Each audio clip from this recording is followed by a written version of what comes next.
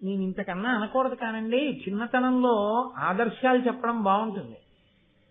తమ పిల్లల దాకా వచ్చేటప్పటికి ఎన్ని ఇబ్బందులు వస్తాయో తర్వాత ఆలోచించకపోతే, నీ ఆదర్శాలకి నీ పిల్లలు కాదు పాడవలసిన వాళ్ళు. వాళ్ళు సిగ్గుపడి, నాన్న నువ్వు చేసినటువంటి ధూర్తతనానికి, నీ ఇద్దరి ధూర్తతనానికి శిక్ష నేను అనుభవిస్తున్నాను సమాజంలో అని అన్ననాడు అప్పటికి నీకున్నటువంటి ఉద్రేకం చల్లారిపోతుంది. అప్పుడు నువ్వు సిగ్గుతో నీ బిడ్డల ముందు తలంచుకుని, నా బిడ్డలకి మార్గం చూపించలేకపోయిన, అభ్యున్నతిని ఇవ్వలేకపోయాను అని నువ్వు బాధపడినా, నువ్వు నీ బిడ్డలకు చేసిన అన్యాయాన్ని నువ్వు ఇక దిద్దలేవు. Marry in haste and repent at leisure. తొందరపడి పెళ్లి చేసుకుని జీవితాంతం విచారించవద్దు. శాస్త్రం మనకి తీర్పు చెప్తోంది. ఇప్పుడు ఆ కర్ణుడు చెప్పలేకపోయాడు ఎవరి తల్లిదండ్రులు. తెలియదా కర్ణుడికి? ఆ పాట అమాయకుడా? ఆయన గ్రహించగలడు. ఆయనకి కుంతి సభలో ఉన్నది అని చూడడం కుదరదు. ఎందుకంటే అంతఃపుర స్త్రీగా గదిలో ఉంది, అందరి ఎదుట ఉన్నాడు తండ్రి. ఆయన వచ్చి నా కొడుకు అని చెప్పచ్చు, చెప్పడని తెలుసు. ఇది ఆనాడు కాదు, ఈనాడు కాదు, ఏనాటికి అంతే.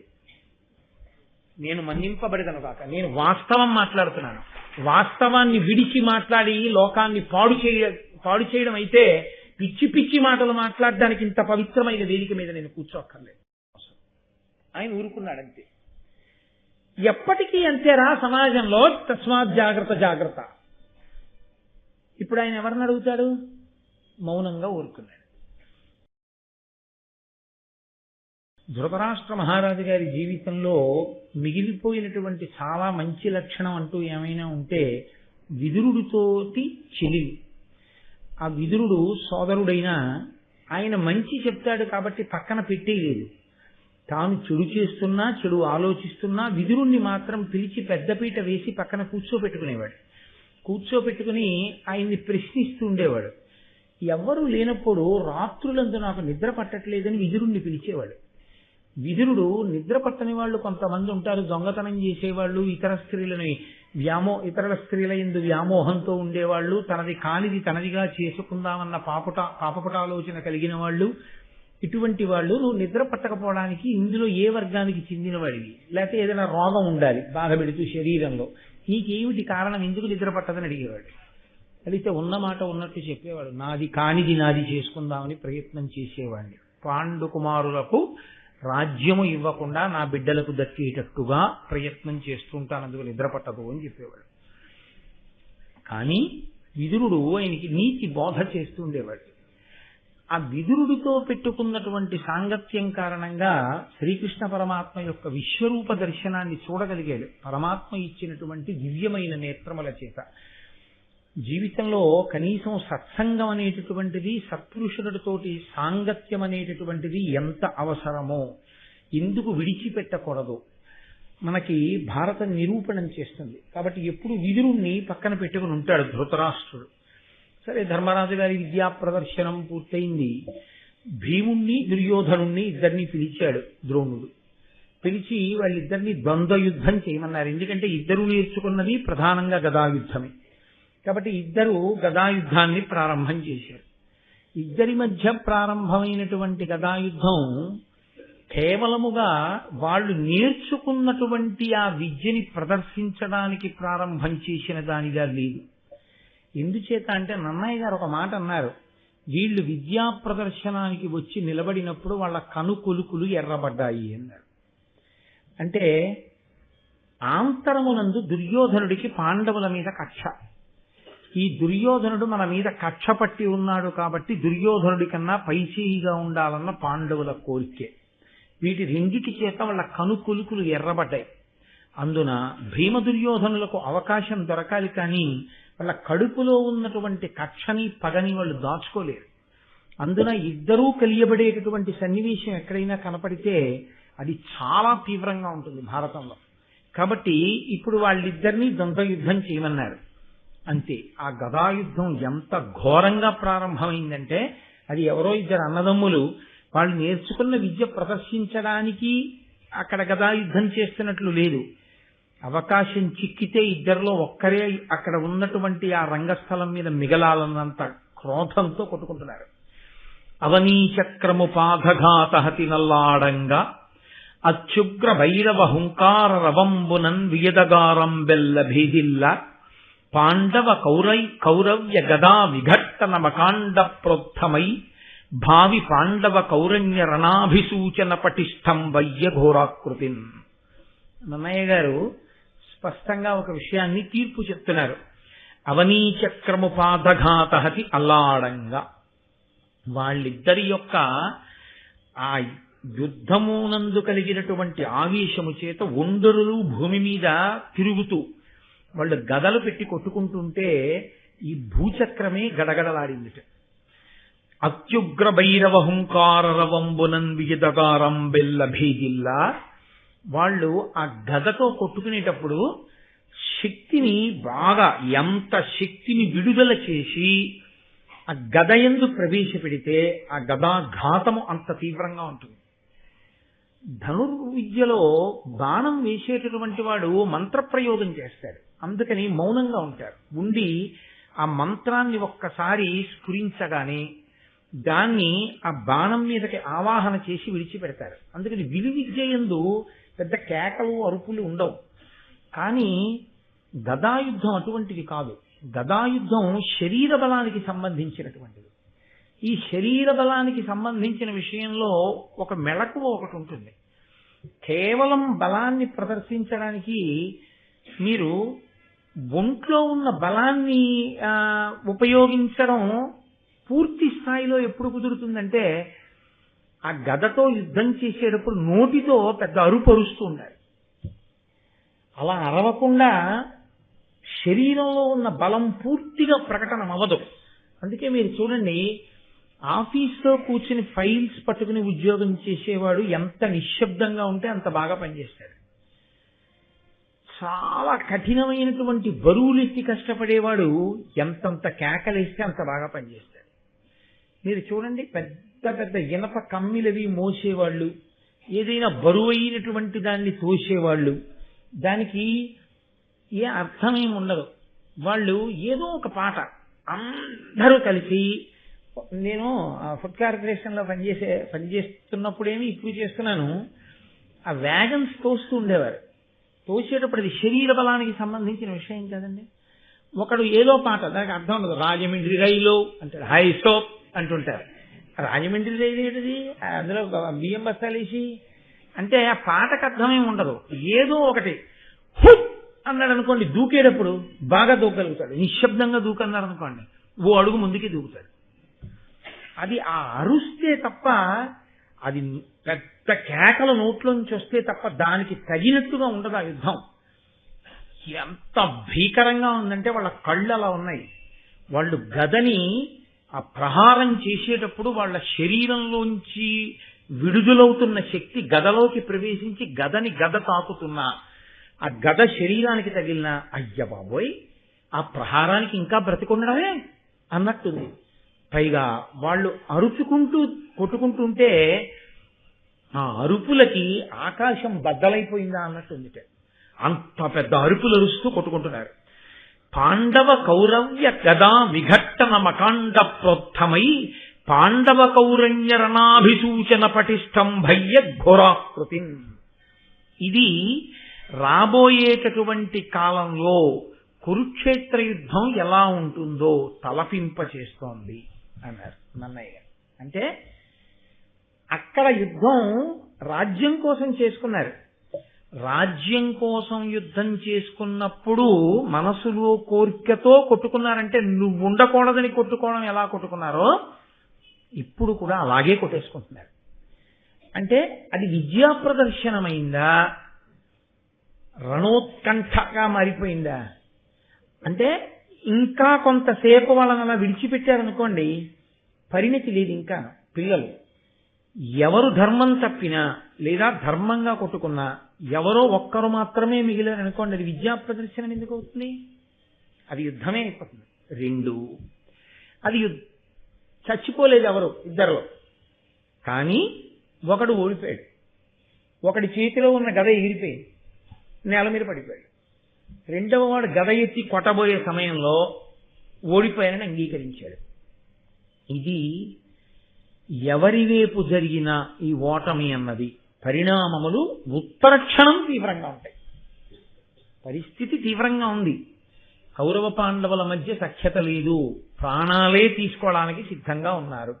ఇంకా రాజ్యం పంపకం అవ్వలేదు, ఎవరికీ యవరాజ్య పట్టాభిషేకం జరగలేదు, కానీ ప్రాణాలు తీసేసుకోవడానికి సిద్ధంగా ఉన్నారు. ప్రత్యేకించి భీమ దుర్యోధనులు ఇద్దరికి పుట్టుక దగ్గర నుంచి అంత పగ. పుట్టింది ఓ రోజునే, పగ ఓ రోజే పుట్టింది వాళ్ళిద్దరి మధ్య, అంత పగ. కాబట్టి ఇప్పుడు ద్రోణుడు చాలా దూరాలోచన కలిగినటువంటి వాడు, మహానుభావుడు. వాళ్ళని అలాగే విడిచిపెట్టాడు అనుకోండి, ఇద్దరూ దెబ్బలాడుకుంటారు. ఈ దెబ్బలాడుకోవడంలో గెలుపు ఓటమి అన్న రెండు పదములు లేకుండా ఏ పోరు పూర్తి కాదు. సంధితో పూర్తవ్వాలి, లేకపోతే గెలుపు ఓటమి అన్న మాటలతో పూర్తవ్వాలి. ఇక్కడ పరిస్థితి చూస్తే అది విద్యా ప్రదర్శనంలా లేదు. కాబట్టి గెలుపు ఓటముల వరకు వెళ్ళిపోతుంది. ఇందులో దుర్యోధనుడు ఓడిపోవడమే జరిగిందనుకోండి, ఆయన చాలా కక్ష పట్టే స్వభావం ఉన్నవాడు, మానధరుడు. కాబట్టి ఆ రోజు రాత్రి నుంచే, ఇంకా తర్వాత ఎప్పుడో చేయడం మాట దేవుడు ఎరుగు, ఆ రోజు రాత్రి నుంచే కుటిలాలోచన ప్రారంభిస్తాడు. ఎలాగైనా చంపేయాలి పాండవుల్ని. రంగస్థలంలో జరుగుతున్నటువంటి యుద్ధం అందరికీ తెలుస్తుంది. దుర్యోధనుడు చేసేటటువంటి కుటిల ఆలోచనని కనిపెట్టగలగడం, నివారణ చెప్పడం ఏ విదురుడు లాంటి వాడికి మాత్రమో సాధ్యమవుతుంది. కాబట్టి తెలిసి తెలిసి పాండవులకి ఉపద్రవం తేకూడదు. భీముడు గెలుస్తాడు, కానీ ప్రమాదం వస్తుంది. దుర్యోధనుడు గెలిస్తే భీముడు ఊరుకోడు. ఆయన సామాన్యమైనటువంటి వీరుడు కాడు. భీముడు ఆ బాధ చేత అసలు నిలబడలేడు. మళ్ళీ ఉత్తరక్షణం ఎప్పుడు యుద్ధం తెచ్చుకుందామని భీముడు చూస్తాడు, లేదా అసలు తట్టుకోలేడు ఆ అవమానాన్ని. కాబట్టి ఇది ఇంకా అంతకన్నా హద్దు దాటకూడదు. గెలుపోటములు అన్న మాట దగ్గరికి వెళ్ళకూడదు, ఆపేసేయాలి. ఇప్పుడు మీరు ఒకటి ఆలోచించండి, అలాంటి వాళ్ళని విడదీయడం కూడా చాలా కష్టం. ఎందుకో తెలుసా అండి, సత్యంగా మాట్లాడుకుంటున్న వాళ్ళు ఇద్దరు మధ్యకి వెళ్ళి అయ్యా సభా సమావేశం అయిపోతుంది, రెండు వెళ్ళిపోదాం అండం తేలిక. ఇద్దరు కత్తులు పెట్టి కొట్టేసుకుంటున్నారు అనుకుంటే వాళ్ళ మధ్యలోకి వెళ్ళి అయ్యా ఆగండి ఆగండి, ఓం శాంతి శాంతి శాంతి అని ఎవరంటారు? ఎవరికత్తి మీకు పుడుచుకుంటుందో, పైగా వాడు వీడు కొట్టుకోవడంలో ఇద్దరు కలిపి ఆగు నువ్వు ఎందుకు వచ్చావు మధ్యలోకి మిమ్మల్ని కొడితే వెళ్ళడం కష్టం. దానికి ద్రోణుడు ఎవరిని నియోగించాడో తెలుసా అండి? అశ్వత్థామని పంపాడు. అంటే అశ్వత్థామ శక్తిని మీరు తక్కువ అంచనా వేయలేరు, ఆయన ధైర్యాన్ని తక్కువ అంచనా వేయలేరు. పైకి బ్రాహ్మణ కుమారుడు, కానీ ఆయన తేజస్సు అటువంటిది, ఆయనకేం భయం లేదు. ఆయన వీళ్ళిద్దరి మధ్యలోకి వెళ్ళి విడదీశాడు. విడదీయవలసినంత అవసరం ఏమిటి? ఏ గురువు గారు విద్యా ప్రదర్శన ఆరంభించారో ఆ గురువు గారు మళ్ళీ ఆగండి అంటే ఆగాలి. అంటే తన ఆగండి అంటే ఆగే స్థితి దాటిపోతే కదా ఇంకోటి పంపించాల్సి వస్తుంది. అంటే వాళ్ళిద్దరినీ కలిపి వదిలారో ఆపడం గురువుగారి తరం కూడా కాదన్న విషయం తెలిసిపోతాం. అందుకే కురుక్షేత్రంలో ఇలా కలుసుకున్న తర్వాత ఇద్దరిలో ఒకరే ఉండాలి. అది ధర్మం ఎటుందో అటు గెలిచాడు అంతే. కాబట్టి భీముడు గెలిచాడు, దుర్యోధనుడు పడిపోయాడు.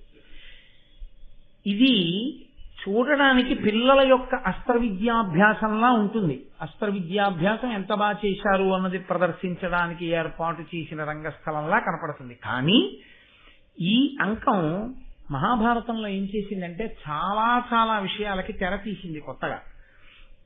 ఇద్దరిని విడదీశారు, పక్కకి పంపించేశారు. ఇప్పుడు ధృతరాష్ట్రుడు అడిగాడు ఏమైంది అని అడిగాడు. ఆయన కనపడదుగా, కంగు కంగు గదలు పెట్టి కొట్టుకోవడం కనపడుతుంది. ఏ గదని ఏ గద కొట్టిందో అరుపులు కనపడుతూ ఉంటాయి. ఆగిపోయి అరుపులు, ఆగిపోయి చప్పుళ్ళు. ఎవరెవరినన్నా కొట్టేశారా? ఇద్దరు ఆగిపోయారా? ఆయనకి ఎలా తెలుస్తుంది? వినికిడి శక్తి మీదే ఆధారపడిన వాడికి అడగాలి. వెంటనే ఆయన ఎవరి మీద ఆధారపడతాడంటే పక్కన విదురుణ్ణి కూర్చోబెట్టుకుంటాడు. ధృతరాష్ట్రుడు ఇక్కడ యుద్ధాన్ని విదురుడితో విన్నాడు, ఆ తర్వాత కురుక్షేత్ర యుద్ధాన్ని సంజయుడితో విన్నాడు. ఎప్పుడూ ఒకరి వలన విని తెలుసుకుంటూ ఉండడమే. కానీ ఆయన ఎప్పుడు విని తెలుసుకున్నా తన పిల్లలు వృద్ధిలోకి వచ్చి ప్రవర్తించిన ప్రవర్తన మాత్రం ఆయన వినలేదు. అది ఆయన అదృష్టం. ఆయనకి చేసుకున్న వాడికి చేసుకున్నంత మహదేవ.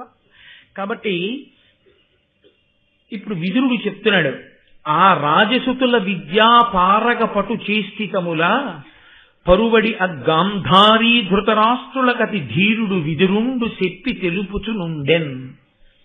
ఆ బుద్ధిమంతుడైనటువంటి విదురుడు గాంధారి ధృతరాష్ట్రుడు. గాంధారికి ఎందుకు కళ్ళున్నాయిగా అంటే భర్తకి కళ్ళు లేవని ఆవిడ కూడా బట్ట అడ్డంగా కట్టేసుకుంటుంది. ఇద్దరికి ఆ పిల్లల యొక్క ఆ యుద్ధ విద్యలో వాళ్ళు పొందినటువంటి విశేషాన్ని వివరణ చేస్తున్నాడు. అయిపోయింది. భీమదుర్యోధనల్ని పక్కన పెట్టారు. అర్జునుణ్ణి తీసుకొచ్చారు. ద్రోణుడు సగర్వంగా ప్రకటించాడు, నాకత్యంత ప్రియ శిష్యుడు అర్జునుడు ఇప్పుడు తన విద్యని ప్రదర్శిస్తాడన్నాడు. గురువు దాచుకోలేనిది ఏదైనా ఉంటే అదొక్కటే. తన ప్రియ శిష్యుడికి ఆశీర్వచనం చెయ్యకుండా, తన ప్రియ శిష్యుడి యొక్క హితాన్ని కోరకుండా, తన ప్రియ శిష్యుడి గురించి భగవంతుణ్ణి అపేక్షించకుండా, అర్థించకుండా గురువు ఉండలేడు. అందుకని ఆయన సగర్వంగా సంతోషంగా ప్రకటించుకున్నాడు, ఈ అర్జునుడు నా ప్రియ శిష్యుడు. చూడండి ఇప్పుడు ఇతని యొక్క విద్యా ప్రదర్శనం.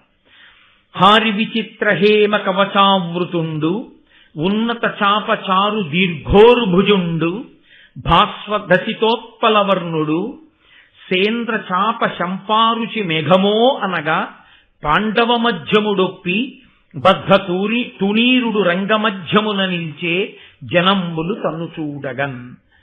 చిత్ర విచిత్రమైనటువంటి బంగారు కాంతులతో విలసిల్లేటటువంటి ఆ బంగారు కవచాన్ని ఒకదాన్ని తొడుక్కుని, ఎత్తైనటువంటి ధనస్సుని చేత్తో పట్టుకుని, నల్లకలువ ఎంత గొప్ప చక్కటి రంగుతో ప్రకాశిస్తుంటుందో. నల్లకలువ అంటే మీరు కొంచెం జాగ్రత్తగా గమనించవలసి ఉంటుంది. నల్లకలువకున్న గొప్పతనం ఏమిటో తెలుసా అండి? మామూలు నలుపు వంక మీరు ఎక్కువసేపు చూడలేరు. మామూలు నలుపు వైముఖ్యాన్ని కల్పిస్తుంది, చూడడానికి ఏముంది అక్కడ కనిపిస్తుంది. కానీ నల్ల కలువకున్న గొప్పతనం ఏంటంటే కంటికి చల్లగా ఉంటుంది, ఎక్కువసేపు చూడబుద్ధి చేస్తుంది. దాంట్లో కాంతి ఉంటుంది. నల్ల కలువ యందు కాంతి ఉంటుంది.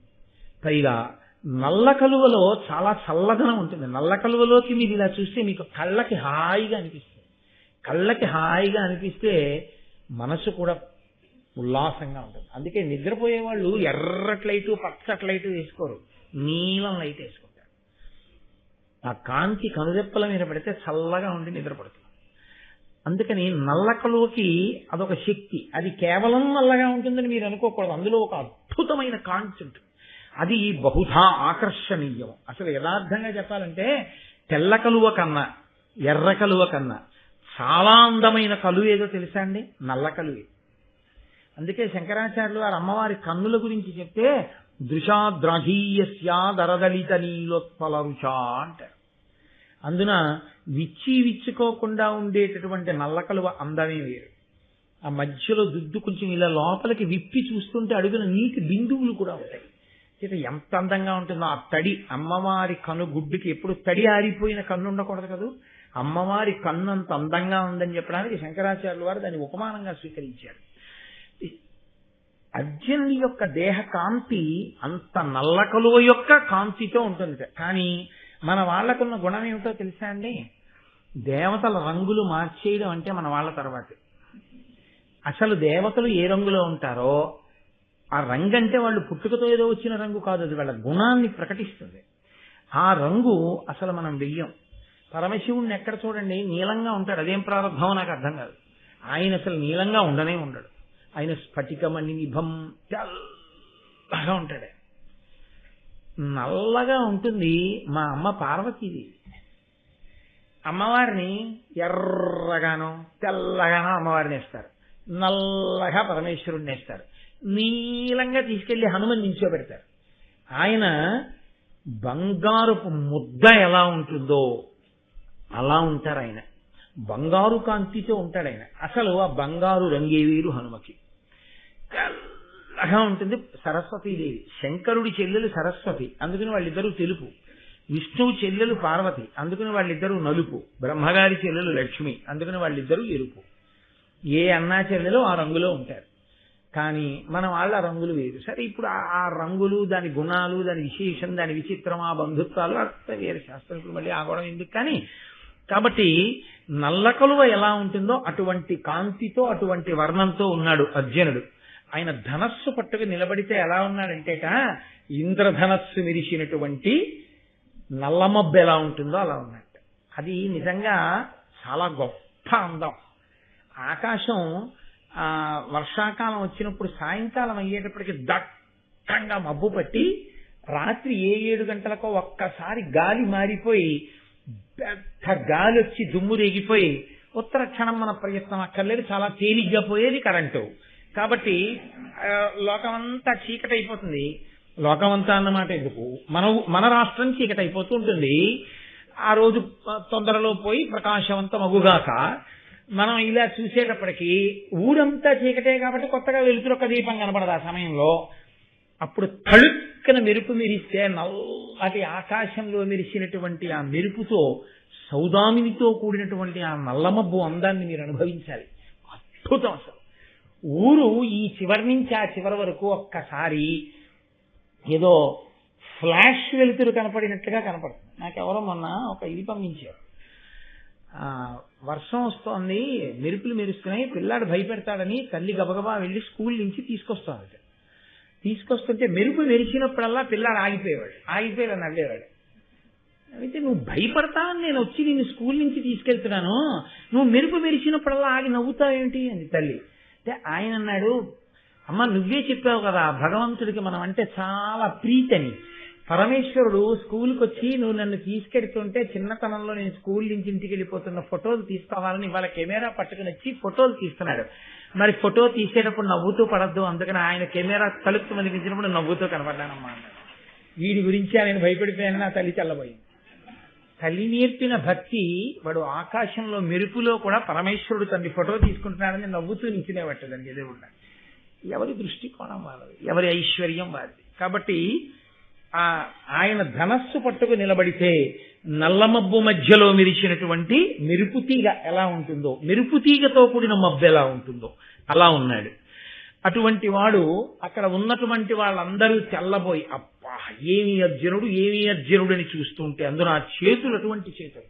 ఆయన యొక్క ఆహార్యమునందు ఆయన ఆ సాముద్రికంలో ఆయనకి రామచంద్రమూర్తికి అర్జునుడికి వీళ్ళిద్దరికీ ఉన్న గొప్ప విశేషం, ఆ ధనస్సుని ఇలా పట్టుకుంటే అంతంత పొడుగు చేతులు, ఆ బాణాన్ని తీసి సంధించి ఆకర్ణాంతము లాగుతుంటే అంతంత పొడుగు చేతులతో ధనస్సు పట్టుకుంటే అదొక గొప్ప అందం. కాబట్టి ఆ అర్జునుడు వచ్చి నిలబడ్డాడు. ప్రజలందరూ కూడా ఆ అర్జునుణ్ణి చూసి అనుకుంటున్నారు, వీడే కృతహస్తుడు, అఖిలాస్త్ర విద్యలందు వీడే అగ్రగణ్యుడు, ధర్మ విధులలోన వీడే భరతవంశం వెల్ల వెలుగు కుంటి కడుపు అవు చల్లగా పుట్టిన ఘనభుజుండు. చూశారా, వీడు చేతులున్నందుకు ధన్యుడు, మనందరినీ రక్షించగలడు. వీడు ఆ చేతులతో బాణాలేసి ధర్మ విరుద్ధమైన వారిని శిక్షించి నిగ్రహించి ధార్మికమైన వాళ్ళని రక్ష చేస్తాడు. వీడే అఖిల శాస్త్రముల యందు అగ్రగణ్యుడు, వీడే ధర్మ విధులు పుట్టినటువంటి భరతవంశంలో వెలుగుల ముద్ద, కుంతి కడుపున పుట్టినటువంటి మహానుభావుడు అని ఆ కుంతీదేవి కడుపుని తలుచుకుని వాళ్ళందరూ పొంగిపోతే కుంతీదేవి సంతోషంతో కళ్ళు తుడుచుకుంది. ఏ తల్లికైనా ఇంకంతకన్నా భాగ్యమే ఉంటుంది. ఏ అమ్మ కొన్న కొడుకు ఇంతటి మహానుభావుడు అన్నారనుకోండి, ఆ అమ్మ ఎంత సంతోషం పొందేస్తుంది నిజంగా. కాబట్టి ఆవిడ కళ్ళు తుడుచుకుంది. ఒక్కసారి ప్రజలందరిలో ఒకరితో ఒకరు మాట్లాడుకుంటూ ఆయన గుణములు చెప్పుకుంటుంటే సవ్వడి ఆ రంగమధ్యమునందంతటా కూడా ఘోషిస్తోంది. అటువంటి సమయంలో అక్కడ ఉండేటటువంటి వాళ్ళని ఆ ధృతరాష్ట్ర మహారాజు గారు అడిగాడు విదురుణ్ణి, ఏమిటి జనులందరూ అంతా ఏదో ఒక్కసారి మాట్లాడుతున్నారు, ఏమైంది అక్కడ సభలో అని అడిగాడు. అడిగితే విదురుడు అన్నాడు, భూరిభుజుండర్జనుడతి శూరుడు తన అస్త్ర విద్య చూపగా రంగ ప్రారంభుడైన అతని అవారితమున పొగడు జన రవంబిది అధిపా. అదిగోనయా పాండురాజు కుమారుడైనటువంటి అర్జునుడు ధనుర్విద్యా ప్రదర్శనం కోసమని ధనస్సు పట్టుకుని రంగప్రవేశం చేసి నిలబడగానే ఆయన గుణములను ఆయన యొక్క రూపాన్ని చూసి పొంగిపోయినటువంటి ప్రజలు పెద్ద పెట్టున ఒక్కసారి మాట్లాడుకోవడం వల్ల వచ్చినటువంటి ఆ ధ్వని చేత ఇంత పెద్ద కలకలం పుట్టింది. ఇంతమంది పొగుడుతున్నారయా అర్జునుణ్ణి అన్నాడు. అంటే వెంటనే ధృతరాష్ట్రుడు అన్నాడు, అనవుడు ధృతరాష్ట్రుడు తన మనమున సంతోషమంది మానుగ వీనుల్కరిన ఫలమిప్పుడు కంటిన్ వినగంటిని పాండుసుతుల విద్యాశక్తుల్. ఇన్నాళ్ళకి కళ్ళు లేకపోయినా చెవులున్నందుకు ధన్యత పొందారు. ఆ పాండురాజు నా తమ్ముడున్నాడే, నా తమ్ముడు పాండురాజు కొడుకులు ఇంతగా ప్రజలలో కీర్తిని పొందారని, వాళ్ళని చూస్తే ప్రజలు ఇంత సంతోషపడిపోతున్నారని విని నేను ఎంత ఆనందం పొందుతున్నానో అన్నాడు. అని ఆయన నోటి వెంట ఒక అనకూడని మాట ఒకటి దొల్లిపోయింది. ఒక్కొక్క పుణ్యకాలమునందు నోటి వెంట వచ్చినటువంటి మాట అలాగే ఉంటుంది. ధృతరాష్ట్రుడి నోటి వెంట ఒక మాట వచ్చింది. ఆయన అన్నాడు, భూరి నిజద్యుతితోడ బృధారణి సంభూత పాండవగ్నిత్రితయంబారగా అస్మత్ కుల దురితోరుతారణ్య దాహమున్నతి చేయున్. ఇదిగో కుంతి అనబడేటటువంటి అరణి నుండి ఉద్భవించినటువంటి త్రేతాగ్నుల వలె ఉన్నటువంటి ఆ ధర్మజ భీమ అర్జునులు అనబడేటటువంటి ముగ్గురు ఉన్నారే, వాళ్ళు నా వంశంలో పుట్టిన పాపాన్ని కాలుస్తారు అన్నాడు. ఎవరా పాపం ఎక్కడుంది? తన వంశంలో, తన బిడ్డల రూపంలోనే ఉంది. కాబట్టి ఇప్పుడు వాళ్ళు ఏం చేస్తారు? తన బిడ్డల్ని చంపేస్తారు. కాబట్టి పాండుపుత్రుల చేతిలో తన పుత్రులు నశించిపోతారు అన్న వాక్కు తనకి తెలియకుండానే తన నోటి వెంట ధృతరాష్ట్రుడు అనేశాడు. అంటే అంత సంతోషించాడు. ఆ సంతోషంలో ఆయన నోటి వెంట వచ్చినటువంటి మాట మాత్రం వేరొక రకమైనటువంటి ఫలితాన్ని ఇవ్వడం భారతంలో సత్యం అవుతుంది. ఇప్పుడు అర్జునుడు తన యొక్క విలువిద్యా ప్రదర్శనాన్ని ప్రారంభం చేశాడు. ఆగ్నేయ శరమున అతి భీకరగ్నియు వారుణాస్త్రమున దుర్వారజలము అనిలబాణంబున అధికానిలంబును మేఘాస్త్రమున మహామేఘచయమును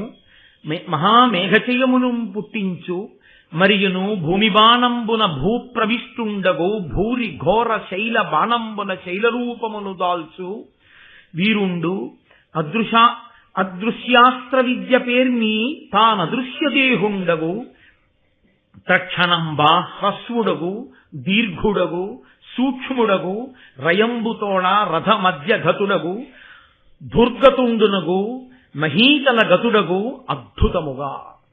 ఆ అర్జునుడు తనకి ద్రోణాచార్యుల వారు ఉపదేశం చేసినటువంటి మంత్రముల చేత ధనుర్వేదంలో ఏ స్థితిని పొందాడో చూపిస్తున్నాడు.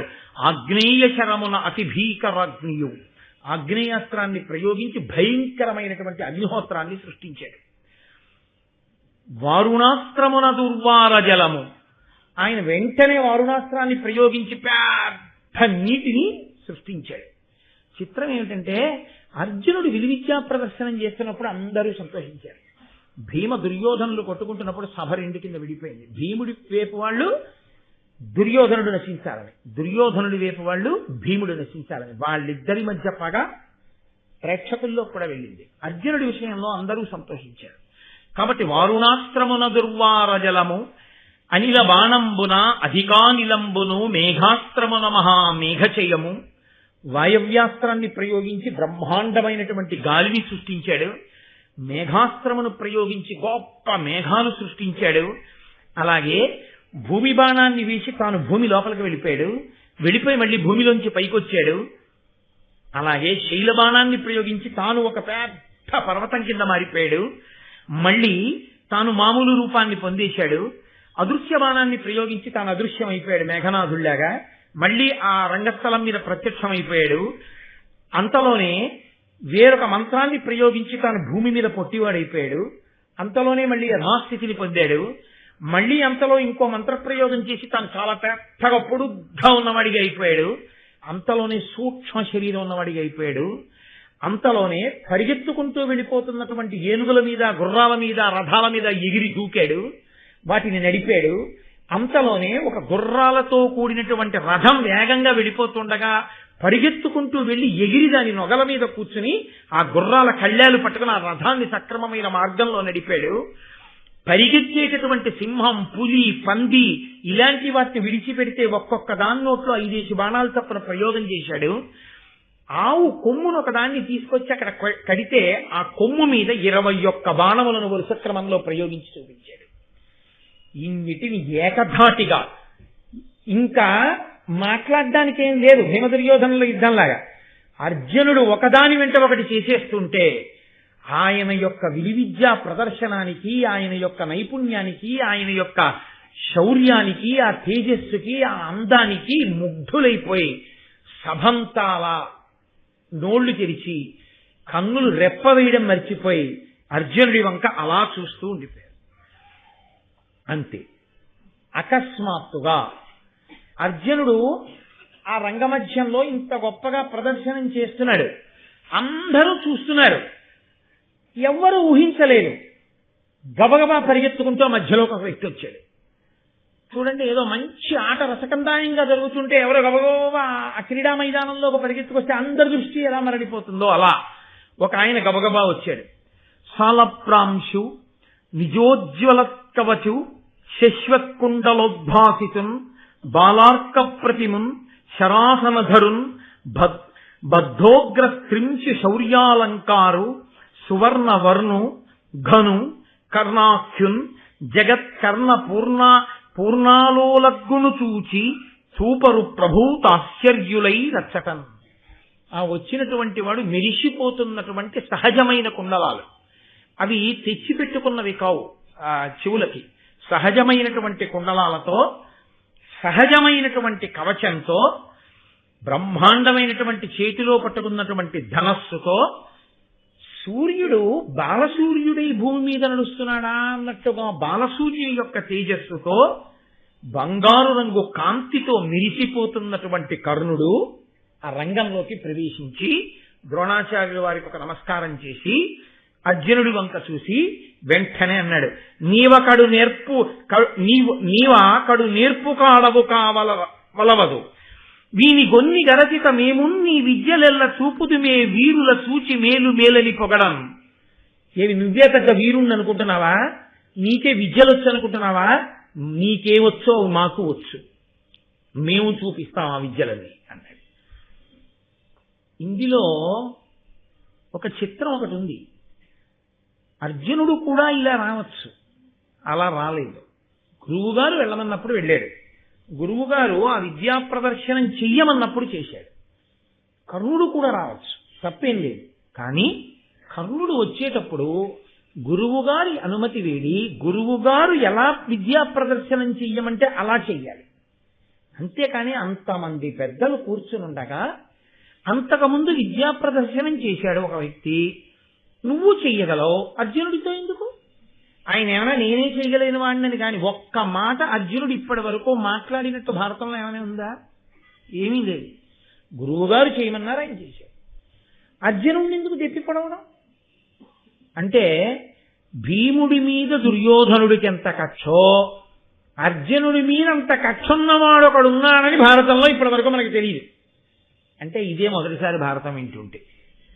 అర్జునుడి మీద అంత కక్ష పెట్టుకుని భీముడితో సమానంగా కదా యుద్ధం చేసే దుర్యోధనుడు ఉన్నట్టు అర్జునుడిని దృష్టిలో పెట్టుకుని విలువిద్య నేర్చుకుని అర్జునుడిని ఓడించాలన్న కుతూహలం ఉన్నవాడొకడు కూడా ఉన్నాడు అన్నది బయటకు వచ్చింది.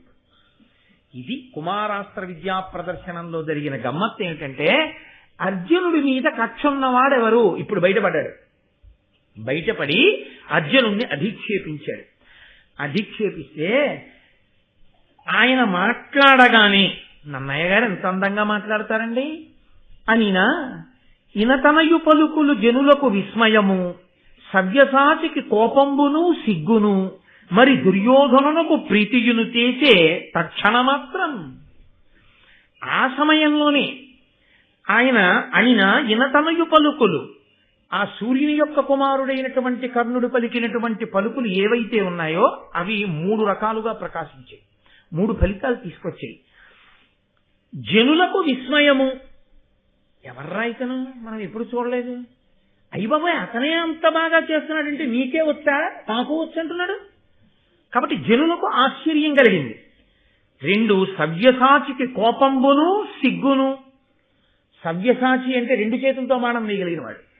కాబట్టి ఇప్పుడు ఆయనకి నన్నయ్య గారు ఒక విశేషణాన్ని వేశారు, చీల్చేయగలడం అని. 2 చేతులతో బాణాలు వేయగలడం. వెయ్యగలిగిన వాడికి కోపం వచ్చింది, సిగ్గు వేసింది. ఎందుకో మీకు తర్వాత తెలుస్తుంది. కాబట్టి సవ్యసాచికి కోపంబును సిగ్గును మరి దుర్యోధనునకు ప్రీతియును చేసే తక్షణ మాత్రమును. దుర్యోధనుడికి చాలా ప్రీతి పొంగింది కర్ణుడి మీద. ఎందుకు? భీముడి మీద యుద్ధానికి తాను తయారవుతున్నాడు, అర్జునుడి మీద యుద్ధానికి తన వైపు అలాంటి వాడు ఉన్నాడన్న ధైర్యం లేదు ఇన్నాళ్ళు. అక్కడ దొరికాడు. వాడు అర్జునుడికి స్నేహితుడు కాడు. స్నేహితుడైతే ఇలా మాట్లాడు. అర్జునుడి యందు ఎక్కడో తెలియకుండానే కడుపులో కక్ష పెంచుకున్నవాడు కాకపోతే అలా మాట్లాడక్కర్లేదు.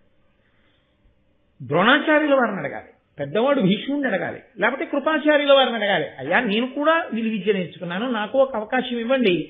అర్జునుడు ఎంత బాగా విలువిద్య ప్రదర్శించాడో అలా నేను కూడా నేర్చుకున్నాను కాబట్టి గురువు గారి దగ్గర నేను కూడా విలువిద్యని ప్రదర్శనం చేస్తాను, నాకు ఒక అవకాశం ఇవ్వండి అని అడిగాడు అనుకోండి. గురువు గారు ఇవ్వకపోతే గురువు గారిని తప్పు పట్టాలి.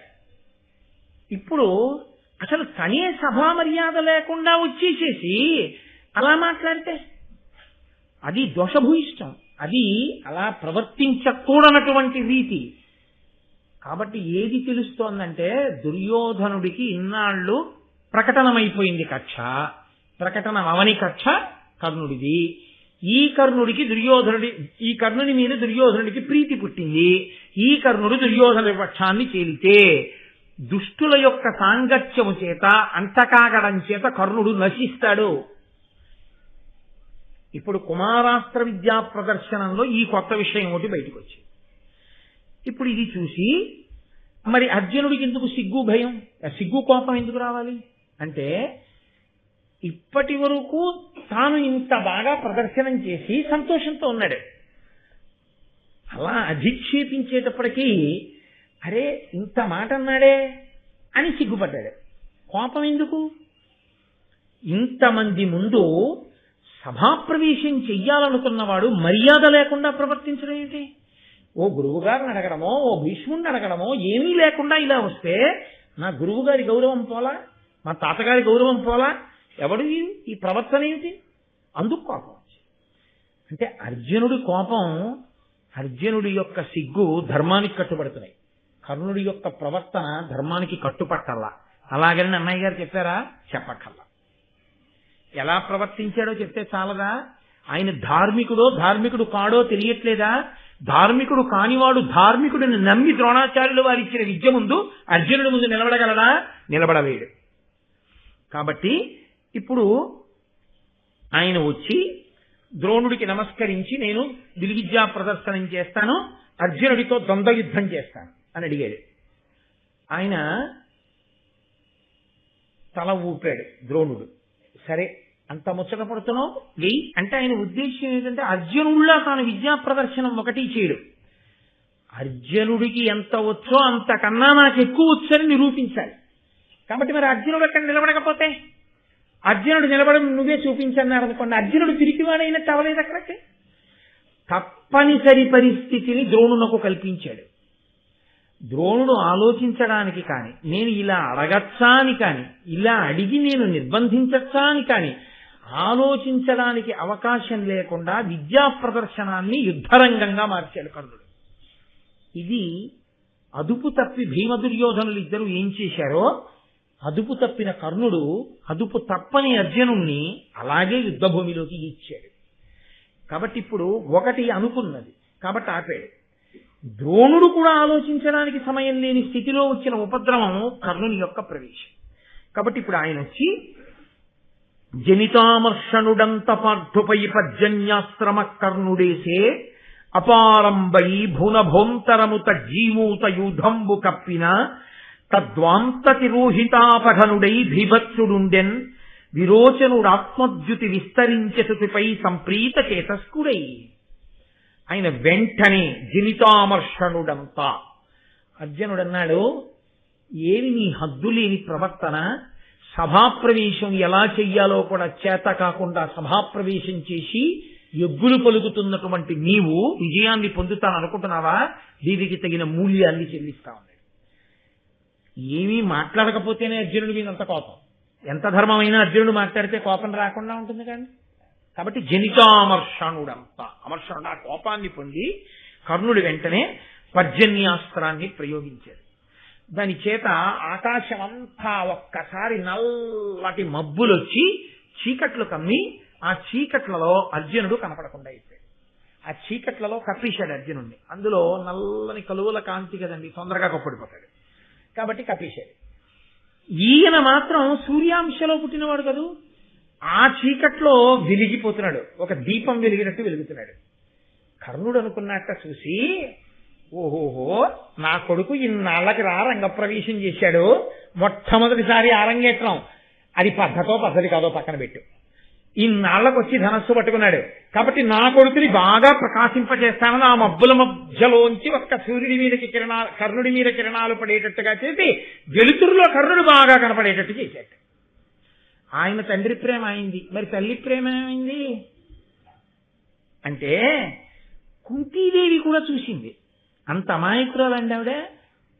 సహజ కవచ కుండలాలతో రంగప్రవేశం చేశాడు ఎవరితను అని చెప్పి సభికులందరూ తెల్లబోతే, సహజ కవచ కుండలాలతో ఈ భూమండలం మీద పుట్టినవాడు నా కొడుకు ఒక్కడే, రెండవ వాడు లేడు అది తెలియనిదా కుంతి? తెలుసు ఆవిడికి. కానీ నన్నయ్య గారి గొప్పతనం ఎక్కడుందో తెలుసా అండి? కుంతి చూసింది. ఆవిడ ధృతి తరిగి మోహమూర్ఛాన్వితయైనను సంభ్రమించి విదురుడు ప్రత్యాగత జీవ చేసి అప్పుడు అతి శీతల చందనోద కాపేకమునన్. కుంతి అర్జునుడు నా కొడుకు బాబోయ్, ఈ కర్ణుడు వేసినటువంటి అస్త్రప్రయోగం వలన చీకట్లో ఎక్కడో కనపడకుండా అయిపోయాడని, పిల్లాడు కనపడకపోతే తల్లి మనసు ఎలా ఉంటుందండి? అమ్మో కొడుకు కొడుకు కొడుకు అని ఎంత బెంగటిల్లిపోయి ఎంత అరిచేస్తుంది. అలా బెంగటిల్లిపోయి మూర్ఛపోయి ఆ కూర్చున్నటువంటి ఆసనం నుంచి కింద పడిపోగానే విదురుడు చందనం కలిపినటువంటి జలాలు పట్టుకొచ్చి ఆ చల్లటి జలాలు కుంతీదేవి యొక్క ముఖం మీద చిలకరించాడు. ఆవిడ మళ్ళీ తెప్పరిల్లింది. ఇందులో చెప్పకుండా చెప్తున్న విషయం ఒకటి ఉంది, మీరు గమనించండి. ఆమె కర్ణుణ్ణి చూసింది, ఆమె అర్జునుణ్ణి చూసింది. కర్ణుడు అర్జునుడి మీదకి అస్త్రప్రయోగం చేశాడని చూసింది. కర్ణుడి చేతిలో నిజంగా అర్జునుడికి ఏదో జరగడానికి జరిగిపోయింది. కర్ణుడు ఆవిడ కొడుకేనా? ఆవిడ ఇద్దరిలో ఎవరు గెలుస్తారో నా కొడుకుల్లో అని సంతోషంతో చూస్తోందా? అర్జునుడు కనపడక కర్ణుడు కనపడుతుంటే మూర్ఛపోయిందా? అర్జునుడు కనపడక కర్ణుడు కనపడుతున్నా మూర్ఛపోయింది. అంటే తల్లితనం ఇద్దరి పట్ల సమానమైన కన్యాగర్భమునందు జన్మించినటువంటి పిల్లవాని మీద వివాహానంతర సంతానమునకు మీద ఉన్నటువంటి ప్రేమ, ధార్మికమైన ప్రేమ, ప్రకటించగలిగిన ప్రేమ తల్లికి ఉండదు. అది పెద్ద శాపం. అందుకే తల్లి ప్రేమకి, తల్లి బెంగకి కూడా నోచుకోలేకపోయాడు కర్ణుడు. ఒక్కటే కారణం, కన్యా సంతానం అవడమే కారణం. అది కన్యా సంతానం కాకపోయి ఉంటే అర్జునుడు ఎవరు? కన్యా సంతానం కాడు, వివాహానంతర సంతానం, ధార్మిక సంతానం, తన కొడుకని లోకానికి తెలిసిన సంతానం. ఆమె ప్రేమ తూకంలో పెడితే అర్జునుడి వైపు ఎక్కువ. అలా ఉంటుందా తల్లికి? ఉంటుందని మీకు తీర్పు చెప్తోంది భారతం. తల్లి చెప్పలేదు, ధార్మిక సంతానమే బతకాలని కోరుకుంటుంది. కర్ణుడి తప్ప కాకపోవచ్చు, ఫలితం అంతే. పాలగిన్నె అని తెలియక తన్నేనండి, అయినా కాలు కాల్చడమే దాని ధర్మం అంతే. అలాగే ఇలాంటి విషయాల్లో కూడా దాని ఫలితం అలాగే ఉంటుందంతే. కాబట్టి మనకి సనాతన ధర్మం ఎప్పుడూ ఏం చెప్తుందో తెలుసా అండి? నీ ఇంట ఇంకా అన్నం తయారు కాలేదు, గబగబా తినవలసి వచ్చింది, పక్కింటికి వెళ్ళి భోజనం చేసి వెళ్ళిపోయావు, పెద్ద ఇబ్బంది లేదు. స్నానం చేయవలసి వచ్చింది, స్నానం చేయడానికి అవకాశం కుదరలేదు, ఎలా ప్రయత్నించినా కాస్త విభూతి చల్లుకుని సంధ్యావందనం చేశావు, తప్పు లేదు. ఒక్క సంతానం విషయంలో మాత్రం వివాహానంతర సంతానమే ధార్మిక సంతానం. ఇంకొకలా సంతానమును పొందడం అనేటటువంటిది సనాతన ధర్మమునందు ఎందుకు అంగీకార యోగ్యము కాదో, ఆ తల్లికి కడుపు కోత, ఆమె గుండెలు రగలడం తప్ప ఆమె చెప్పలేదు. 2, ఆ పిల్లవాడు జీవితంలో పొందవలసినటువంటి ఉన్నతిని పొందలేడు. యథార్థంగా మీరు ఆలోచించండి, సుక్షత్రియుడు కర్ణుడు. ఎవరున్నారు చెప్పడానికి? ఈ మాట చెప్తుందా కుంతి వచ్చి సభలో? చెప్పదు. ఈ మాట చెప్తాడా సూర్యనారాయణమూర్తి వచ్చి సభలో? చెప్పడు. మరి కుంతి గురించే మాట్లాడతారేమండి మీరు, కర్ణుడి గురించి ఎందుకు మాట్లాడరు అని మీరు నన్ను అడగచ్చు. దేవతాస్వరూపంగా ఆయన పాత్ర అక్కడ వరకు అంతే. ఆ మంత్రం జపించింది, ఆ వరం ఇచ్చాడు తప్ప అస్తమానం సాక్ష్యాలు చెప్పడానికి ఆయన వస్తానని ఆ మంత్రానికి ఫలితంగా లేదు. కాబట్టి ఆయన రాడు. అది మంత్ర ప్రభావంగా అక్కడై ఉండొచ్చు. నిజ జీవితంలో వర్తమానంలో కూడా ఇంతకన్నా ఇంకోలా ఉంటుందని మీరు అనుకోవడానికి వీలు. అందుకే చాలా జాగ్రత్త స్మా, చాలా జాగ్రత్త స్మా అని చెప్పి సనాతన ధర్మం కానీ మనకి కుటుంబంలో కానీ 1కి 10 మార్లు ఈ విషయంలో అంత జాగ్రత్త ఎందుకు చెప్తారంటే, ఈ దేశంలో వివాహపూర్వ శృంగారము, సంతానము అభ్యున్నతికి హేతువులు కావు. ఇక్కడున్న వ్యవస్థ అటువంటి స్థితిని అంగీకరించదు. అందుకే ఈ సంస్కృతి ప్రపంచమంతటి చేత గౌరవింపబడింది తప్ప ఇటువంటి సంస్కృతిలో జన్మించినందుకు మనం సంతోషించాలి ఒక రకంగా. తప్ప నువ్వు తప్పు చేసి ఎవరి మీదో ఏదో చెప్పి వాళ్ళేదో చెప్పలేదు వీళ్ళేదో చేయలేదని అప్పుడు వాదన చేయడం వల్ల ఉపయోగం ఉండదు. కొన్ని చెయ్యకూడదంటే నేను మీతో ఇంకంతకన్నా పవిత్రోపమానం చెప్పడం కుదరదు కాబట్టి నేను అలా చెప్పాను. నీకు స్నానం చేయడం కుదరలేదు, విభూతి స్నానం చేసావు, తప్పు కాదు. నీకు నీ ఇంట అన్నం ఉడకలేదు, ఇంకా పక్కింటికి వెళ్ళి అన్నం తిన్నావు, తప్పు లేదు. అలా అన్నిటికీ అన్వయం చేయడం కుదరదు అంతే. అది అక్కడ వరకు తప్ప ఒక విషయంలో ప్రత్యేకించి నీ ఇంట తప్ప ఇంకొక ఇంట తప్పు, జీవితాంతం తప్పే. అది సనాతన ధర్మం యొక్క జీవం అక్కడుంది. అంతకన్నా స్పష్టంగా చెప్పలేదు, మీరు పట్టుకోగలరు. ఇవన్నీ చిత్ర విచిత్రంగా కుమారాస్త్ర విద్యా ప్రదర్శనమునందు ప్రకటనమయ్యాయి. లేకపోతే అర్జునుడు కనపడకపోతే కుంతి స్పృహ తప్పడం ఏంటండి? కర్ణుడు కనపడుతున్నాడుగా, తన కొడుకేగా. ఈ కొడుకు చేతిలో కొడుకు ఏమైనా కొడుకు మిగిలాడు అనుకోవచ్చుగా. 5 పాండవులు ఉన్నారుగా. కాదు, అర్జునుడితో కూడిన 5 ఆవిడికి పాండవులు. అందుకే అమ్మా నేను అర్జునుడు అంటే ఆవిడ ఊరుకుంది. కర్ణుడు చచ్చిపోయాడు, ఊరుకుంది. ఒక్క తిలాతర్పణం కూడా లేకపోతే బయటపడి. కాబట్టి ఎంత లోతులను స్పృశిస్తోందో చూడండి భారతం. పైకి ఒకలా ఉంటుంది, లోపల ఎంత ధర్మాన్నో ప్రబోధం చేస్తూ ఉంటుంది. ఇప్పుడు అర్జునుడు ఆ చీకట్లో కమ్మిన తర్వాత పర్జన్యాస్త్రం వలన అతను వాయవ్యాస్త్రాన్ని ప్రయోగించాడు. ఆ వచ్చినటువంటి ప్రభంజనం లాంటి వాయువు ఈ మేఘములన్నింటినీ చెదరగొట్టేసి మళ్ళీ కాంతి వచ్చేసింది. ఆ కాంతిలో మళ్ళీ అర్జునుడు కనబడ్డాడు. కనబడగానే ఆవిడెంతో సంతోషించింది. కుంతీదేవి స్పృహ తప్పిపోయింది. కర్ణుడు ఉద్ధతితో ప్రవర్తిస్తున్నాడు. కర్ణుని విద్యా ప్రదర్శనము కేవలము విద్యా ప్రదర్శనం కాదు, అర్జునుడి మీద విద్యా ప్రదర్శనం. దీని పరిణామములు ఎలా ఉంటాయో తెలియదు. ఒకవేళ అర్జునుడు ఓడిపోతాడనో అర్జునుడు చనిపోతాడనో కాదు, గురువుగారి కాపాటి తెలుసు. కానీ తెలిసి ఒప్పుకుని కర్ణుడు చచ్చిపోయి అక్కడ పడిపోయాడు అనుకోండి, అప్పుడు కూడా విద్యా ప్రదర్శనం అన్నది విద్యా ప్రదర్శనానికి కట్టుబడకుండా అలా ఎలా అనుమతించారు ద్వంద్వ యుద్ధాన్ని అని అంటారని ద్రోణాచార్యుల వారు అంగీకరించి ఇది బాణం వెయ్యడానికి తప్పనిసరి పరిస్థితుల్లో ఆయన ఒప్పుకుని ఈ పర్జన్యాస్త్రాన్ని వేయడాన్ని అంగీకరించిన కృపాచార్యుల వారు గబగబా పరిగెత్తి వచ్చాడు. ఆయన గురుస్థానంలోనే ఉన్నాడు. మరి ఆ మాటకొస్తే ద్రోణుడి కన్నా ముందు కృపాచార్యుల వారే గురువుగా ఉన్నాడు. పరిగెత్తుకొచ్చి కర్ణార్జునుల్ని విడదీసి ఆయన అన్నాడు, కురుకులజుండు పాండునకు కుంతికి పుత్రుడు రాజధర్మ బంధుర చరితుండు నీ వితనితోడ రణంబొనరించదేని విస్తరముగ నీదు వంశమును తల్లిని తండ్రిని చెప్పినం దొరయగుదేని నీకెదిరి దుర్బల శక్తి ఇతెందు చూపెడన్.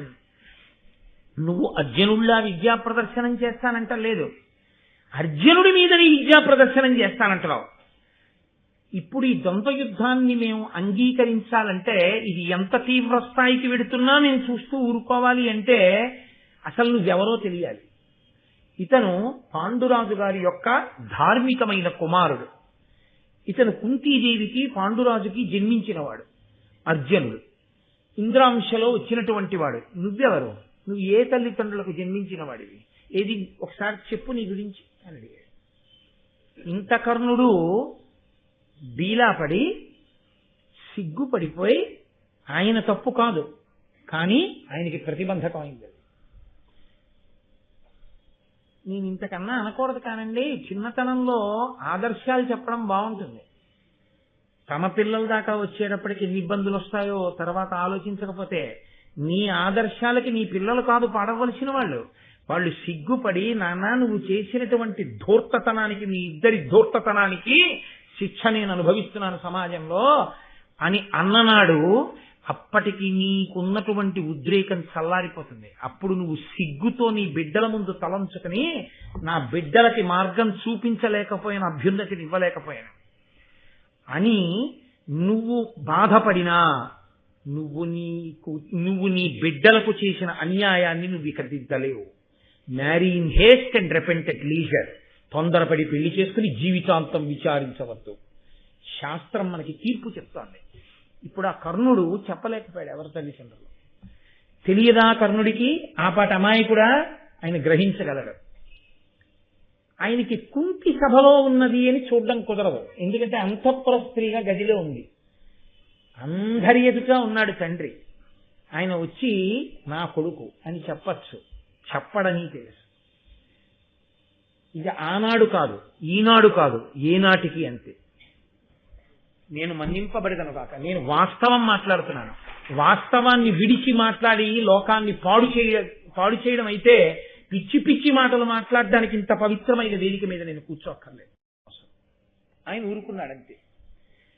ఎప్పటికీ అంతేరా సమాజంలో, తస్మాత్ జాగ్రత్త జాగ్రత్త. ఇప్పుడు ఆయన ఎవరిని అడుగుతాడు? మౌనంగా ఊరుకున్నాడు. మౌనంగా ఊరుకుంటే మాట్లాడేవాడు లేచాడు. వాడెంత చిత్రమైన వాడో తెలుసా అండి. వాడి స్వార్థ ప్రయోజనానికి వాడు ఏదైనా మాట్లాడతాడు. ఉండరని మీరు అనుకుంటున్నారా? ఎప్పుడూ ఉంటారు. దీర్ఘదృష్టితో మాట్లాడేవారు కొందరు ఉంటారు. దీర్ఘదృష్టితో మాట్లాడకుండా ఉండి మేము చాలా బాగా మాట్లాడేస్తున్నాం అనుకుని వాళ్ళ జీవితాల యొక్క వాస్తవికతని పక్కన పెట్టి మాట్లాడేటటువంటి ధూర్తులు కొంతమంది ఉంటారు. వాళ్ళకేం కావాలి? నీ జీవితంలో వచ్చే సమస్యల గురించి వాళ్ళకి అక్కర్లేదు. వాడు అప్పటికి ఆ మాట చెప్తాడంతే, ఆ తర్వాత నేనేం చేస్తానాయా అంటాడంతే, ఒక్క మాటతో పోతుంది. కాబట్టి ఇప్పుడు ఆ దుర్యోధనుడు లేచాడు. ఆయనకేం కావాలి? అర్జునుడితో యుద్ధం చేసేవాడు దొరికాడు.